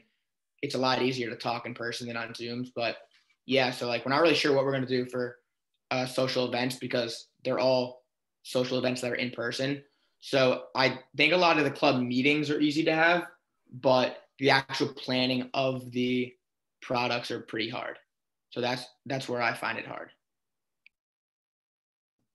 Thanks, Andrew. And thanks to all four of you, Andrew, Chris, Chloe, and Jacinta. Just seeing you guys is really the highlight of any meeting for us. So seeing our students, so thank you. Thank you, Liz. And thank you to our students as well for being present and for providing your, I would say, honest assessment of what life has been like for the start of school and your senior and junior years. So thank you for that. We appreciate it. So we're gonna just transition. Liz, do you any last comments? Well, I just want to say that, so Erin, Andrew, Chris, Chloe, Jacinta, I know that you've all got a tremendous amount of work. So go off and thank you for being here and have a good night. So you can sign off and we won't find you rude. Thank you. Thank you. Thank you so much. Thank you. So Annie, would you have the opportunity to advance? And I think it's an opportunity to just touch on again, and I'm going to just move over many things we talk about. I do think I want to say through the voices of our students and certainly in Erin as well, that there's nothing normal about this year, that this is about adapting. This is about recognizing the challenges that are in front of us. And, you know, just to dial back into Dr. Ravitch, it's really thinking about this challenging year in a way that we can remain creative, connected, and can collaborate in very innovative ways. And I think even looking at the clips of a 9th grade English class and understanding the hurdles and the challenges that a teacher has to connect students, to certainly engage students, to cover content, to draw to what I would say a focus on critical thinking when you have a lot of challenges on any given day, but also just looking at visually how students are separated by social distancing. Many of our teachers talk about the challenge of hearing student voices through masks and what that means in terms of being able to communicate and articulate at any given moment in conversation, but in directing instruction. And so it does bring about the need to kind of have a sense of determination and commitment. And I do want to say that across the board, our teachers have been heroic. Heroic in our efforts to expand their repertoire, heroic in making a commitment to connecting with students and making for engaging discussions and learning. And that certainly will continue to be challenging as described by our students and teachers as well. And so Annie, if you can just advance, because I do want to kind of move forward. It's been a long presentation. But we do recognize that there are a host of challenges that we face moving forward, beginning with, and I want to go down to the 4th bullet, the need for thoughtful curriculum modifications. As Erin had suggested, that teachers are making decisions each day about coverage of content, especially for our advanced placement courses and honors and regions courses, where we recognize that there are some decisions that need to be made in real time about important topics, coverage, and preparing students for exams that are both high stakes as far as earning college credit, but also for graduation. So one of the challenges across the system is to understand how we cover content, how we advance the curriculum, and we ensure students progress. Going back to the top, we know that there are a lot of questions that remain about the state's financial picture. The board is well aware that as we began the school year, we had to make adjustments in the budget. Students talked about the varied experience around participation in clubs and activities. it all in some ways comes together in understanding the financial future in the picture and how we can deliver a breadth of programs under what I would say is the cloud of a challenging financial picture. We talk about each day the uncertainty about the pandemic. Here we are at the beginning of November, thrilled that we continue to have in-person schooling. In prior meetings, we've talked about equipping teachers with a level of proficiency around the tech tools, knowing that at any given moment, similar to what occurred at MAS a few weeks ago, we need to transition to a full remote. And so when we talk about a commitment to our planning schedule that we've agreed to through conversations with our Teachers Association, we know, and in hearing Erin's voice, that the amount of effort to learn new skills through the delivery of instruction using technology, the voices of students who talk about the apps, the growing up as digital citizens, but even adjusting to this learning environment where they are fully remote and need to access teachers, and how they gain that sense of agency, that all of this requires thoughtful planning from teachers. And so the sense of uncertainty is always with us and will continue throughout the year as we, again, focus on teaching and learning. The sustainability of teachers' efforts, you can't underscore the amount of pressure and intensity that teachers are feeling relative to delivering learning through a blended environment. And I think, again, it was important for us this evening just to share a snippet of what that experience looks like for a teacher. You know, as Liz would say, and Annie, walking into your classroom, you'll see a teacher with multiple tech devices, a document camera, a projector. They're focusing on connecting with live streaming, but they're also paying attention to maximizing the connection with the students in front of them. This is exhausting work, and we recognize that, and we appreciate the professionalism of our teachers and the patience of our parents, and certainly the gratitude of our students. When we talk about the challenge going ahead, we want to talk about certainly the commitment, and we'll get to that in a few minutes, of allowing students and parents to decide whether they will commit to in-person, hybrid learning, or remote learning.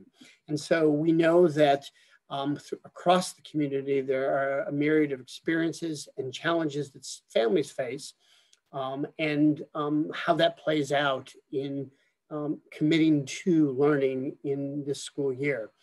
And we know that there are limited possibilities that we can provide relative to those choices. And when we speak to the next steps around planning for Q2 and beyond, it's important that we recognize that the decisions and choices that parents and students make around their preferences for learning are going to have a direct impact on our ability to sustain remote pods, to adjust relative to the assignment of teachers, as well as where we put students and teachers across the system. We are happy at the secondary level we've been able to deliver instruction at 50% capacity of our students based on the regulations for social distancing. And we know that as students have the opportunity and parents to make choices to change their preferences for learning, that is going to put pressure potentially on the system and how we can maintain the 50%, how we can maintain current locations for teaching students, and or accommodate those who would like to learn in pod size. So there's a host of challenges going forward. And I think we are committed to a level of transparency, really addressing those challenges through communication so that parents understand how these choices will play out going forward in the year ahead. Thank you. Additionally, you know, we recognize, and we're going to transition to talking about how individual choices have played out in terms of system challenges, that we know that in the assignment of both remote and hybrid students learning, that there's a disproportionate number of our students of color and low SES families that have committed to a remote learning experience. And we recognize as a system, but also individually as a teacher, that adds to the intensity of our commitment to ensure that all students are engaged, that the home environment where students are positioned to learn is adequate relative to what is needed for kids to be successful. And that that adds to our challenge as a school system to meet the needs of all students, but primarily focusing on the decisions that students have made and what the implications are for the system. The challenge going forward is that we don't know on how we can necessarily count on that what may happen in terms of this next round of choice. Will certainly support our ability to maintain the status quo. And it's something that I just wanted to mention tonight to the Board of Education, because we are committed at the end of the presentation to talk about next steps and to commit to the 11-17 board meeting to kind of report out on implications relative to planning and preparing for the 1st of December and this transition that we've talked about at the beginning of the school year. And so it's important tonight that we at least answer questions the board may have, or at least start to begin the conversation about this transition to second quarter. I think that is really in some ways illustrated by, and Annie, if you could advance, what happened in preparation for the opening of school and situating in some ways preparing for the hybrid or remote settings. You know that initially in early August, we surveyed parents to seek some type of clarity around preferences and choice. And when we went back to what I would say formal choice part of the survey, we found that there was a disconnect between what people intended to commit to and actually what they chose. And that certainly put pressure on the system around how we would be able to meet those challenges, but primarily also because it really forced us in so many ways to rethink our deployment of our faculty. As Annie has mentioned, we assigned our instructional coaches with teaching responsibilities. And all this was to really, in some ways, attempt to meet the expectations of students and families. As we go into the next round and think about that, there is the potential, as I say, to understand how to pivot as a system and to be able to maintain a level of consistency in how we deliver instruction, but also meet the interests and preferences of students for the second quarter and beyond. So Annie, do you want to just transition to talk about, based on our commitment, how that has impacted the organization of our pods, the structure of our pods, and to touch on just the disproportionality of our remote learners? Sure, yeah. So I think if I just quickly go, that's all right, I won't go back. This is the bookend to the slide that you just saw. So Bob mentioned the previous slide was the initial projection of how many families thought they would opt for remote learning. And then this is the actual. And so you actually see that we had about half the number who committed to remote learning from what we originally thought. So there was, as Bob said, a lot of maneuvering that had to happen really at the 11th hour. I would say the last week of August, right before Labor Day, of forming these pods. And that, you know, by honoring the each child's homeschool, the preference for morning or afternoon, and then the preference for hybrid or remote, it did create, as Bob is asking me to describe, some, it impeded our ability to really form balanced pods. And by balance, we could talk about just about any measure, by size, by gender, by learning profile, by race, ethnicity, and socioeconomic profile. So just to show you a little bit about what that looks like, this is the, these are our overall pods. So all of our elementary pods. And you can see that our mean pod size is favorable. Our mean and our mode size of 11 is favorable. Our smallest pods, you can see we have 3 pods with 7 students.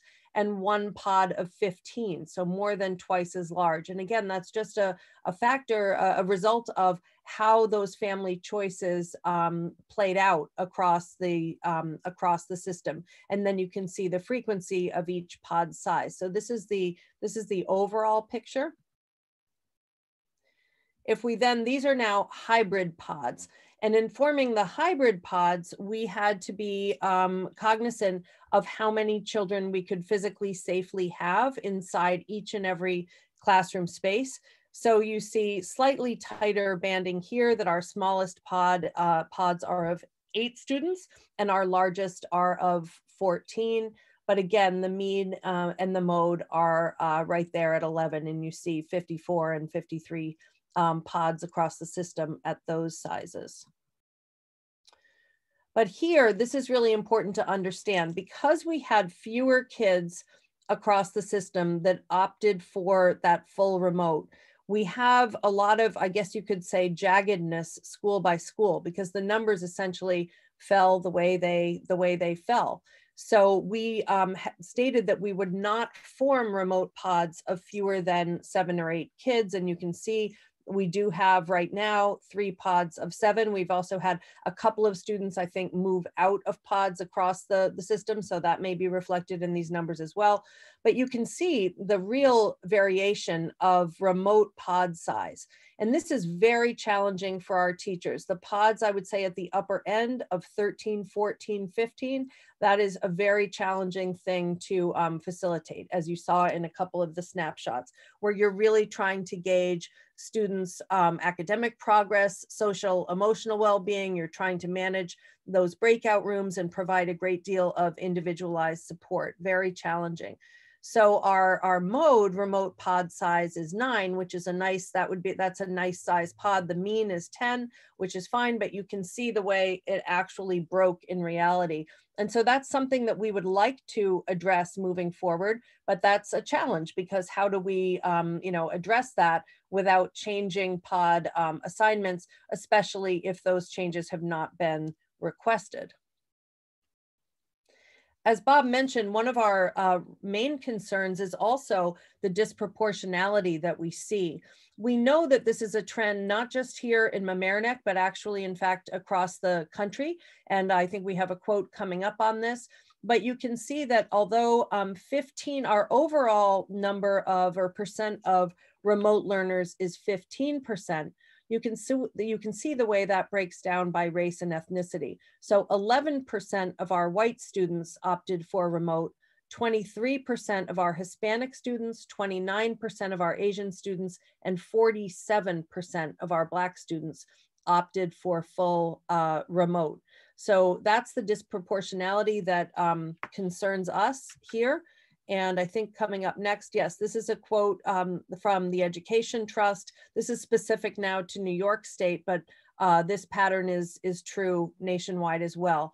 A month into the new school year, new data reveal that students from low-income backgrounds and students of color are much more likely than wealthier students and white students to be learning fully online. The disproportionate reliance on remote learning for students who were underserved even before the pandemic raises significant educational equity questions. So I'm not sure how visible this is, so I'll just explain what this is. This is a Venn diagram that we've developed internally with the help of Dr. Reinhard to just understand the intersectionality of some of these risk factors. So we have across the system from K to 12, 838 students who've opted for full remote. We have 948 students across the system eligible for free and reduced lunch, and then 1,791 students, non-white students, students of color, as self-identified in our student information system. So what you see is the way these 3 sets actually literally intersect, and the numbers in each segment here represent the actual students who share those characteristics. So in the middle are 214 students who are of concern to us because they are learning remotely while also being in low-income homes and students of color. So I think that, it's been interesting and concerning to hear the same concerns bubbling up in a variety of ways. So Mario Washington, assistant principal at the high school, commented in one of our administrative council meetings that when he went to print out his list of students that he specifically wanted to check in on this fall to make sure that they were reconnected to school and up and running, that right away he noticed a pattern that many of those kids about whom he was most concerned were learning remotely. Another teacher just mentioned, a first grade teacher happened to mention in passing to me, oh, the kids that I wish were here are the kids that are learning at home. So time and time again, we've been seeing this anecdotally. And when we mind our student information system to really see this intersectionality, we see that finding that you heard at the state level absolutely playing out here in our system. So as Bob mentioned, we are keeping these things in mind as we seek to honor families' choices, which is the commitment that we've made for families who wish to maybe make a change from to or from hybrid, to or from back to remote or vice versa. And so we're going to have to be prepared to consider what does that mean as we set out to preserve pods. We certainly want to respect the continuity of what's working well. So that's what's tricky. How do we honor people's choices while at the same time not upsetting the apple cart, so to speak, where things are working well. So I think, Bob, I don't know if you want to talk through this. And can I just interrupt for 1 second, just to go back on the slide on the students who are remote and are deemed at risk. What steps have you all identified that would help further engage these students, at the elementary level, middle and high school? I know that teachers, just from listening in on some of the work of the crisis team, the amount of effort and time that teachers, counselors, psychologists, social workers are expending to get one child back is huge. So what are we doing in the system to be able to reach those students?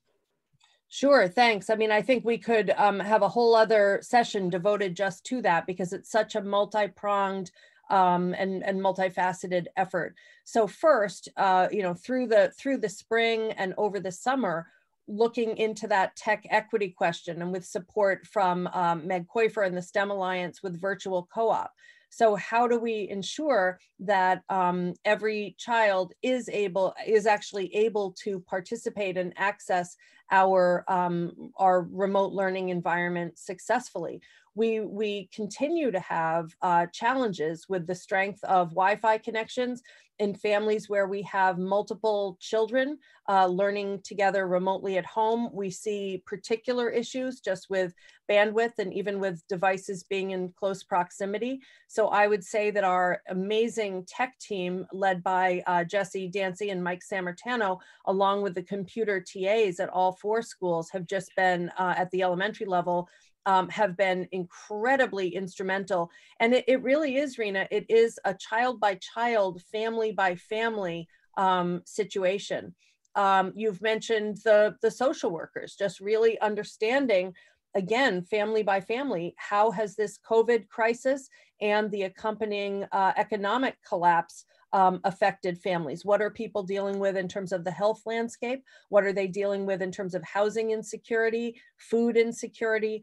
Again, while respecting all the appropriate confidentiality issues, how do we work together so that teachers that are really on the front line in these remote pods, teachers are really seeing firsthand what the challenges that students and families are facing. I'm just thinking at the elementary level, we have many remote learners, children who are not at home, but are in perhaps, together with a caregiver, a babysitter, et cetera. So what's the level of oversight and supervision and support? So I would say it's a constellation of efforts that is wholehearted, and certain layers of systemic intervention that we're putting in place. So right now, when I report to you in December about the reading data, I can tell you that building by building, we've reviewed the data with the response to intervention coordinator, Suzanne Carroll, and with the reading teachers and administrators in each building to really try to put in place, again, child by child, plans that will help meet them where they are and move them forward. Yes, and I can just add, I mean, part of it also is taking a sense of ownership at the building level. And I know our building administrative teams are guiding this work, but also getting creative. I know that, for example, Dr. Oliva has been in conversation with Sylvia to talk about the use of Title IV funds to possibly bring some of our remote learners in at after school hours to build a consistency of some form of connections and check-ins with teachers. As Annie mentioned, it may be evaluating in certain circumstances that students need a desk at home. And so how do we help create those stable and consistent conditions? And I also want to distinguish between what we recognize as being present and being engaged. And so as one of the next steps in conversations with the board over the next couple of months, how do we develop internal, what I would say, benchmarks or metrics about academic progress and really identify that based on individualized students? The challenge is, as we stated, is that there are a number of students we'd like to see in school, and how we find some common ground about some adjustments or create opportunities where kids can come physically into school to be supported by teachers is really the next stage of this work. So we do intend to, and on the next slide we'll see, but I'll talk to the bullets, to initiate a process where we will ask those families who'd like to change their current preference for the second quarter to certainly acknowledge through a survey of interest that they would like to either go from remote to hybrid or in-person, or from hybrid in-person to full remote. And so we plan to survey or ask for those individual preference changes, not to hear from those who are happy with their current choice, but to really focus in on families who'd like to make a change for the second quarter and beyond. The next step beyond that would be to have principals contact those families at each school site to confirm the choice and understand the potential impact of changing their preference. As I said earlier, based on how we've organized and committed to meeting preferences, that may mean a change in teacher assignment. It may mean that we will see our, as Andy said, a lower enrollment in some of our smaller pods, and that we may have to add to the number of cross-school pods that currently exist. I think there are about 4 of the 30 pods for full remote learning that connect students together across elementary schools. And so part of this is to see to what degree we can accommodate those changing preferences. I think we are committed to coming back to the board to report on the number of families and the impact of those change in learning preferences, and be able to kind of provide some communication and clarity to the overall school community about that. It's important to at least reinforce that there's been a lot of emails and just conversations about our ability to return to full enrollment at our schools. And I think I've said on many occasions that just as in August, we shared the variables and constraints that we face based on the age of our school buildings, the available square footage of our classrooms, the regulations for social distancing, is that there is no, in some ways, change in our mind of how we will implement hybrid and remote learning for the near future, given the current conditions and the limitations that we have available, both budgetarily, also in terms of space. If we had the opportunity, the board had the opportunity to visit the schools, they will see in some cases, in some of our elementary classrooms, that we are using all the allotted square footage to accommodate and maximize the number of students who can learn in person. And that really is the challenge for us that continues. And it may be different as people change their preferences and choice going forward. The last thing I want to say is that it's important and connected to the last part of this conversation that we need to identify our indicators of success in our learning models and to be able to provide the board with evidence of student academic progress and to kind of provide some examples as to how we are meeting the needs of all learners, those who are remote, those who are at risk, those who need more I would say services and programs, those who need emotional support. The thread that continues through this entire presentation and will continue beginning tomorrow is the complexity of how we deliver instruction, how we meet the needs of all of our students, and how we, in some ways, support students to be successful at all grades in this unprecedented moment in time. And to do that in a way and capture the joy of teaching, I do want to at least say tonight that there is incredible learning going on in our schools. And we're committed to ensuring that level of rigor, of engagement, and skill development continues each day, whether students are accessing learning from home or they're in our classrooms each day. And so the last slide before we respond to any questions of the board is just a sample that tomorrow we will share and distribute a survey, giving parents the opportunity to indicate that they would like to change their learning model preference for the second quarter and beyond. This may be based on where we're at, a decision that they'll make that will play out through the remainder of the year. In terms of making that change or commitment. And we are committed to seeing in what way we can maintain the status quo, but minimize the impact for all students as we go through this second round of choice at this point.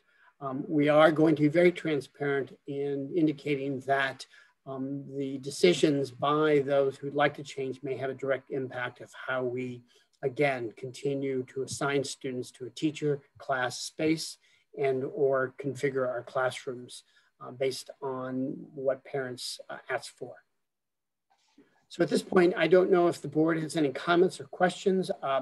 It is through this quote by the Dalai Lama important to kind of emphasize we are interdependent. There's a level of interdependence in our ability to, in some ways, deliver on our educational priorities, to understand that we are one community, that we recognize the needs of all of our students and families, and that have been clearly articulated by our high school students and in some ways commented on by our elementary students as well. And so I just stress to everyone that this effort to keep everyone safe, the effort to successfully reopen and maintain a level of in-person learning will really be dependent upon our parents, our staff, our students. And so we end with what I would say is a uplifting or positive statement by the Dalai Lama as we consider what comes next. So from that, I don't know if the board members have any specific comments or questions. I know it was a long evening. It's very hard to describe and in some ways give you a view of what classrooms look like, the challenges that teachers face without kind of really sharing artifacts of practice, of getting you, in some ways, the true temperature of what is taking place. That said, we're very proud of the fact that we have been somewhat very successful in reopening our schools and ensuring that students experience the joy of learning again, that they seek. And finally, just supporting their teachers with the level of challenges that they have as they think to innovate and deliver quality teaching and learning. So with that, I turn it back to the board. Can I just jump in and say, first of all, thank you to all of you for this presentation and for our teachers who are clearly working incredibly hard and delivering incredible work. And our students are so lucky to be in their care.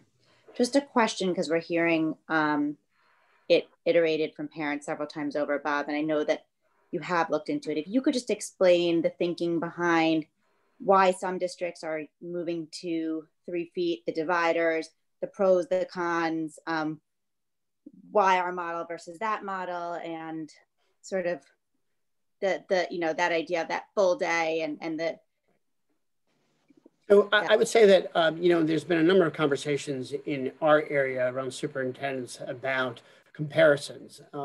As I mentioned, and we've talked about all summer long, that we have a number of constraints that play into our ability to adhere to the DOH regulations. There's some questions as to whether, you know, it is, you know, a hard and fast rule around 6 feet, whether using barriers and masks allow us to, in some ways, increase the capacity of our schools. One of the things that I'll say is that many of the Northern Westchester districts had, through declining enrollment, the availability to add students back by taking advantage of empty classrooms. We do not have that, certainly not only the luxury of that, but we just don't have space capacity. We also have very small classroom spaces and a continuum of available square footage within our buildings. Many of the districts that have had the opportunity to go at the elementary level, because it is in respects limited elementary, have added, really in some ways, doubled their staffing through the ability to use budgetary resources is something that we do not have the ability to do. We have a fixed budget. And those additional staff members, whether they're college graduates, whether they're substitutes, whether they're aides, are really there to serve as supervising students while a teacher is providing direct instruction next door to one cohort of students. So I think in our philosophy or approach in understanding the limitations around meeting health regulations and social distancing is that we wanted to maximize the quality of interactions through the half day. And so I don't see and recognize, other than childcare, you know, resolving childcare issues by bringing kids full time, that model of, you know, cohort A with a teacher, cohort B with an aide is really something that we would consider if it were even possible. I think, you know, there's been a lot of conversations about the purchasing of barriers.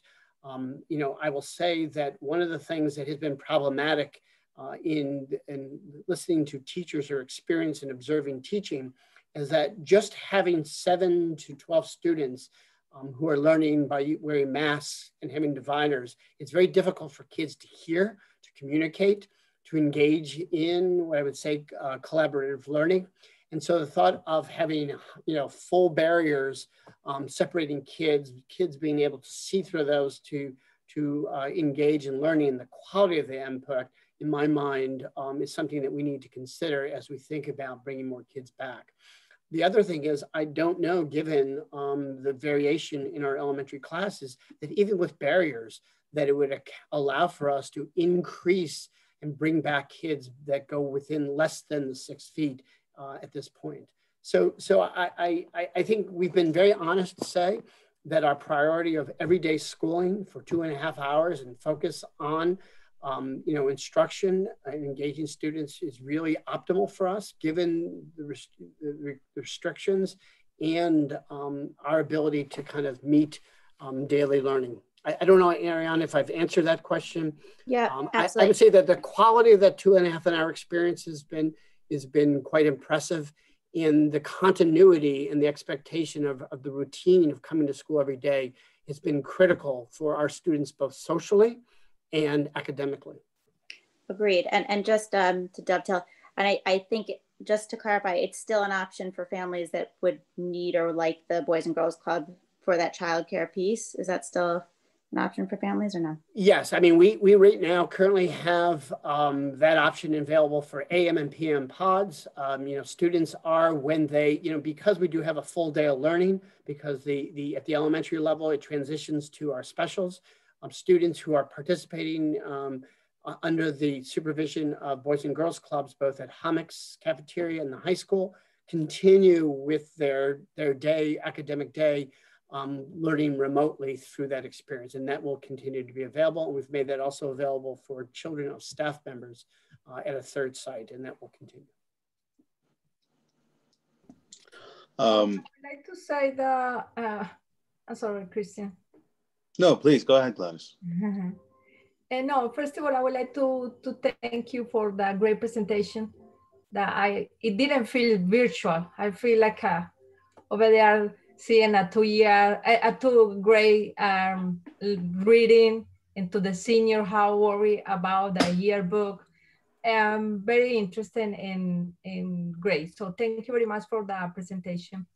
I have one concern. My concern is about the 214 students that are being identified as a low socioeconomic students of color and also doing the remote. I'm not sure if they are gonna be those that are gonna switch to the remote to a hybrid. Probably maybe the remote increase because when the students are not doing too good, they prefer to hide and not facing the school, not facing the teacher. So my question, not to answer it tonight, just to think and to explore what we're gonna do with those students that are like a kind of a risk. If we are planning to do any kind of intervention, or we're gonna let the families roll with the decision that they choose, or if we're gonna intervene. So I would say that, Gladys, there's been another conversations with individual families about considering a change to in-person learning. And we'll continue to have those conversations at each of our levels to see if we can encourage students to come back.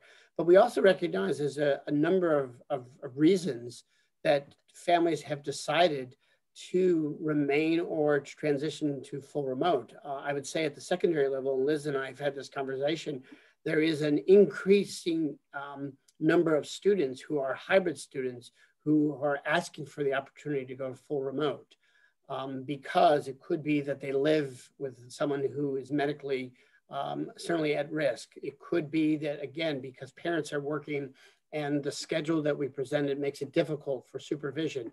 It's a host of issues. I think, Gladys, our commitment is to, again, see how we can ensure continuity of instruction, making sure that students are engaged, they're equipped to learn, and just continue to follow through personal relationships to each day to make sure that they're connected to the learning process. I don't think there's an easy solution here. I think it is about using all of our staff to see how we commit to monitoring those students and proactively making sure that they are participating in the learning each day. Bob, thank you very much for your presentation this evening, your transparency and the insight as to what learning looks like in our district, our hybrid and remote, which I believe to be a very powerful model. 2 questions I do have for you. In terms of our remote learners that Gladys was just referencing, are we talking about a pattern of obviously general patterns of chronic absenteeism, or are we more talking about the level of student engagement, or is it a hodgepodge of both? I'll let Annie answer and Nora as well, but I'd say it's all the above. I think in some cases it's about monitoring their daily attendance. It's, we talked about turning the camera off and just simply getting them to be present, in terms of turning the camera on and making sure they're engaged in the learning.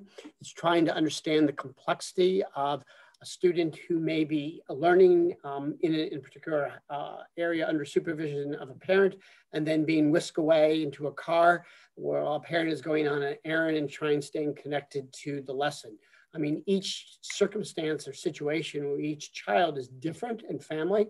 And it has really been in certainly the responsibility of the teacher to understand what's going on and to communicate with principals to kind of address those issues. So I don't think any situation is similar, but the pattern of what we're facing and the concern is of our mind.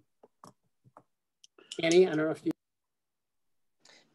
Yeah, no, just that I think that the approach that we talked about last year, pre-COVID, by creating the district-wide social worker position now really comes into play in terms of taking more of a family-based approach. When we look at the unit of a household with multiple children in our system, perhaps at different levels, often the case where an older sibling might have responsibility for childcare, for either getting younger siblings either to or from school. That could be one of the reasons that, in fact, the lack of alignment of schedules is one of the things that we're seeing is a reason why some families have opted for full remote, that an older sibling is taking care of younger siblings at home, trying to supervise their remote learning while one or more parents is at work. So I think taking more of a family-based approach,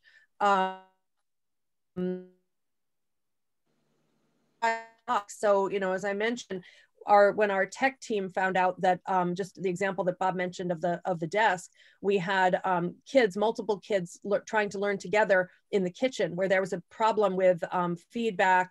You know, you can't have multiple people on Zooms at the same time in close proximity. So by really peeling that onion through our social workers, our tech team, teachers, administrators, understanding that something as sort of concrete as having a desk for the bedroom might make a difference in kids in that household being able to have more productive learning environments where there wouldn't be the sound impact. So there are, as Bob said, some patterns, but it really is case by case. And I think where we're doing the best job is where we're taking more of a household view and really trying to support families in problem solving. What does the schedule need to look like across a day, a week, a month in order for all the children in that household to be accessing learning successfully?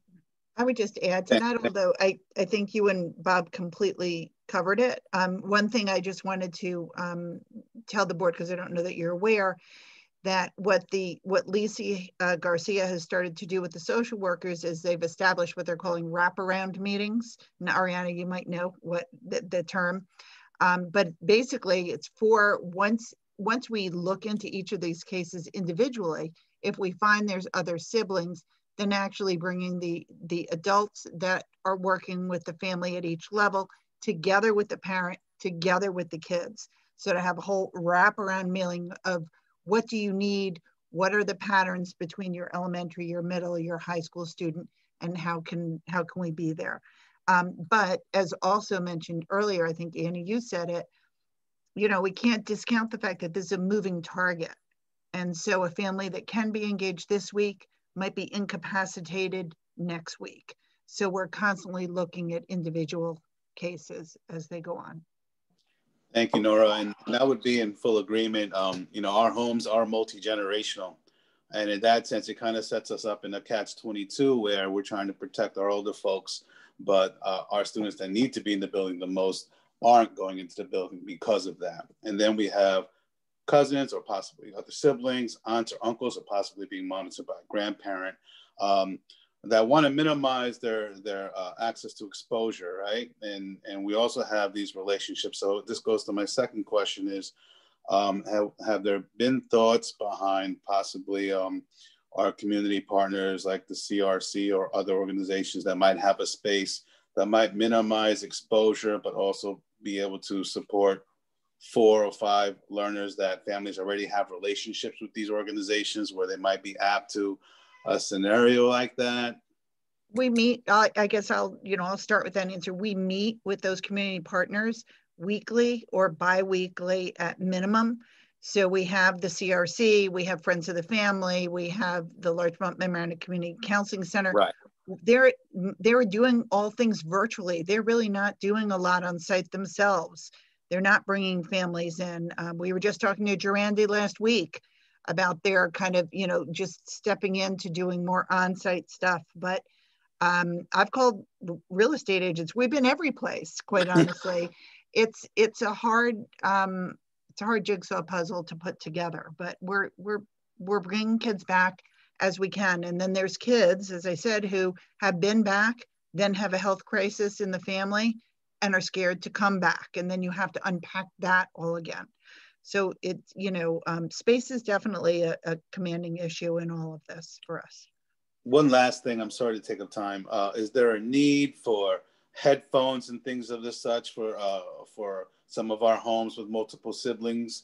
Is there a need for that in a place where families can support that, if there is that need? you know, I mean, I'll start again, and Annie, you can comment on it too. We're finding definitely with our families at home, especially families who have multiple kids with disabilities, noise and acoustics are really a problem. So there's Kristen, there's definitely a need. And so it's something we've looked at and talked about. In some cases, we're trying to provide those resources because of the feedback in terms of multiple kids learning in one area with Chromebooks. I want to say one thing that's different from the spring. Each day, our tech support team is really connecting with families who are having issues around technology and making appointments and meeting students at the high school on a one-to-one basis to kind of work through and problem solve for the general tech issues. So I think a dramatic change is we've deployed a lot more technology into our students' place of residence. And we are dealing in real time with the technical issues best way possible to provide some level of consistency around access to technology. But headphones for all students would be a wonderful resource. And so we're trying to see how we get there over time. Thank you again for everything you guys are doing. Can I ask, I know it's getting late, but can I ask a quick question? Oh, first of all, also add my thanks for the hard work. But I saw that last point about trying to develop indicators or measures of how things are going. Has there started to be any consensus in the field about the indicators that make sense to look at for both hybrid and full remote learning? And also, what is the plan for trying to start to gather some of that information and share that with us in the community? Sure. Well, I think that's why that was one of the reasons that we shared the Flux Pedagogy framework, because we certainly are looking at all of the leading professional organizations. So, Sharon Ravitch comes from Penn Grad School of Education. We certainly look to the Ed School at Harvard, all the leading ed schools, as well as professional organizations like Research for Better Teaching, any of our North Star organizations. I think that certainly we have some of the same academic measures in place. So I was mentioning, and we'll look forward to reporting to you, that we have administered our usual reading assessments to children. We've administered on-demand writing sample to every student K-5, and with, I believe, HOMICS following, if not already completed. So we are, in terms of academic progress, we are using some of the same measures. I think what we don't really know, Rob, is what degree of slide, to use that, that word, is to be expected, and how quickly, how concerned should we be at what point, by what degree of slide, and how do we assess these other more nebulous things like engagement. So certainly attendance is one measure, of course, and that we are tracking very carefully. But when we have kids that are logged on but don't have their camera on, or who aren't submitting work, sometimes we don't know, did they do it and not click submit? So it's a very complicated thing. And I think that there are active conversations at every level of the system, and we do look forward to, Bob, did we put a date on that slide of when we're going to, or is that just something that we're going to come back to at a future?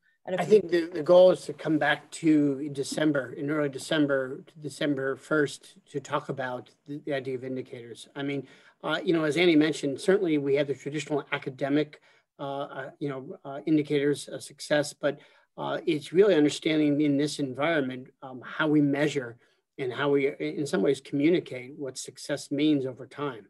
Right. Well, I think communicating the success and highlighting the challenges that you guys are dealing with would be really helpful, and also to see what sort of trends you might experience, and can you compare and contrast between what the indicators say about the kids that are in the full remote versus the hybrid. Just think the more data, because the anecdotal it's great, and this experience tonight has been great to see what's going on in the classroom, but I like data. I mean, it's sort of, I think it might be helpful to start thinking about, as this becomes not just a few months thing, this could go on for a while. how do we see what's happening, and what kind of tools can you set up to start to give a heads up? Well, we're seeing a trend here that maybe is positive, or another one that maybe isn't so positive, and what do we then do to try and address? So it's just the question about leveraging what others are doing around the country, because everyone, I think, is in more or less the same position. So it'd be interesting to see what what the folks other places are thinking about. Yeah, and I would say, in all honesty, Rob, there's been this transition for teachers and administrators from how do we do this, how will we do this, to can we do this, and now, to your point, we're in it to say, what are we seeing? Because each day is about advancing the curriculum and certainly engaging learning, but we need to step back and step out and understand what we're actually experiencing and seeing as well. Right, and I think particularly in how we then communicate that to the community about what's going on, right? Because you're right, it is happening every day now, and it would be great to be able to show people in our community, parents, everybody, here's what's going on, here's what we're seeing, here's the good and here's the not so good, and then based on this, here's what we're trying to address. I think one thing I'll say is that we made a commitment at the elementary level to focus on math instruction, literacy, and assessment. And I think, why we feel it's important in December to report on those assessments, because they do inform our thinking about what students need and how we support students in terms of academic support as well.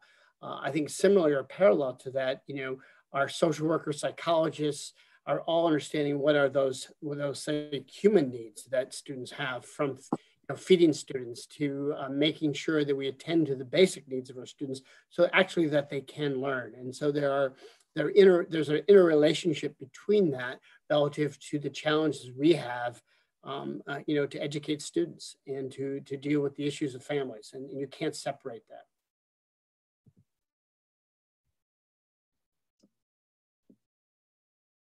I don't want to ignore the fact that there's a lot of great teaching going on. And, we didn't share examples of a physics classroom or a math, an elementary math lesson and things like that. And we know that that's happening.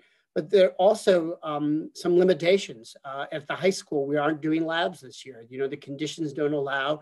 And so, what does it mean to teach AP Physics C when you can't, organize learning through labs, right? Or any other science lab course. So it's going to look different and the results will be different. I think we also want to caution about this connection between traditional seat time.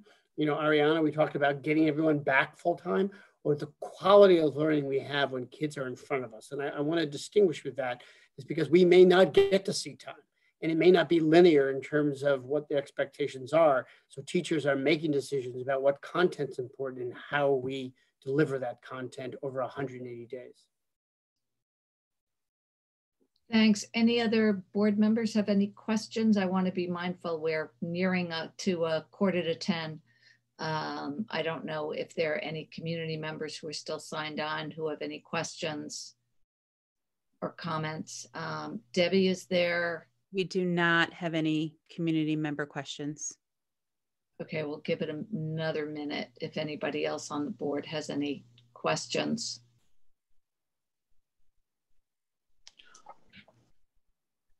Well, this was certainly a very full meeting. I appreciate all the work that went into it. I'll echo what the thanks that everybody else conveyed to our teachers, to our nurses, to our custodial staff. It really took our administrators, our principals who are working so hard, our folks in student support services. You guys have just really not taken your foot off the gas, and it shows. We know there's still a lot of work to do, work on a daily basis, and we appreciate it that you're taking, and also that you're taking the information that was conveyed tonight, the feedback that you're getting from teachers and students, in order to take a hard look and say, okay, what comes next, and what do we need to do as we continue in this new normal. So thank you. Thank you. And I realize it was a long presentation. We tried to kind of really describe in some ways and give you a sense of what this looks like. So we know it's a work in progress. And again, we'll continue to report out over the next few weeks of where we are around preferences and choice, and hope to see if we can maintain and at least continue to build momentum on a daily basis. So thank you.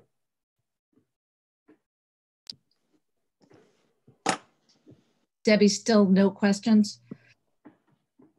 No questions. Okay, I'm going to move to future business. Upcoming meetings on Tuesday, November 17th at our Board of Education business meeting. We're going to have a fiscal update, short and long-term budget planning, and we'll also have a report on co-op camp that Bob mentioned. Meg Koifer will be presenting on that. Tuesday, December 1st, Board of Education study session. The topic is going to be high school programs and electives. And on Tuesday, December 15th, excuse me, at 7 p.m. at our business meeting, the topic will be the district assessment plan. Thank you, everybody. Can I have a motion to adjourn? So move, Paul. Second, Gladys. Okay, all in favor? Aye. Good night, everybody. Thank you. Good night. Good night. Good night. Sweet dreams, everybody.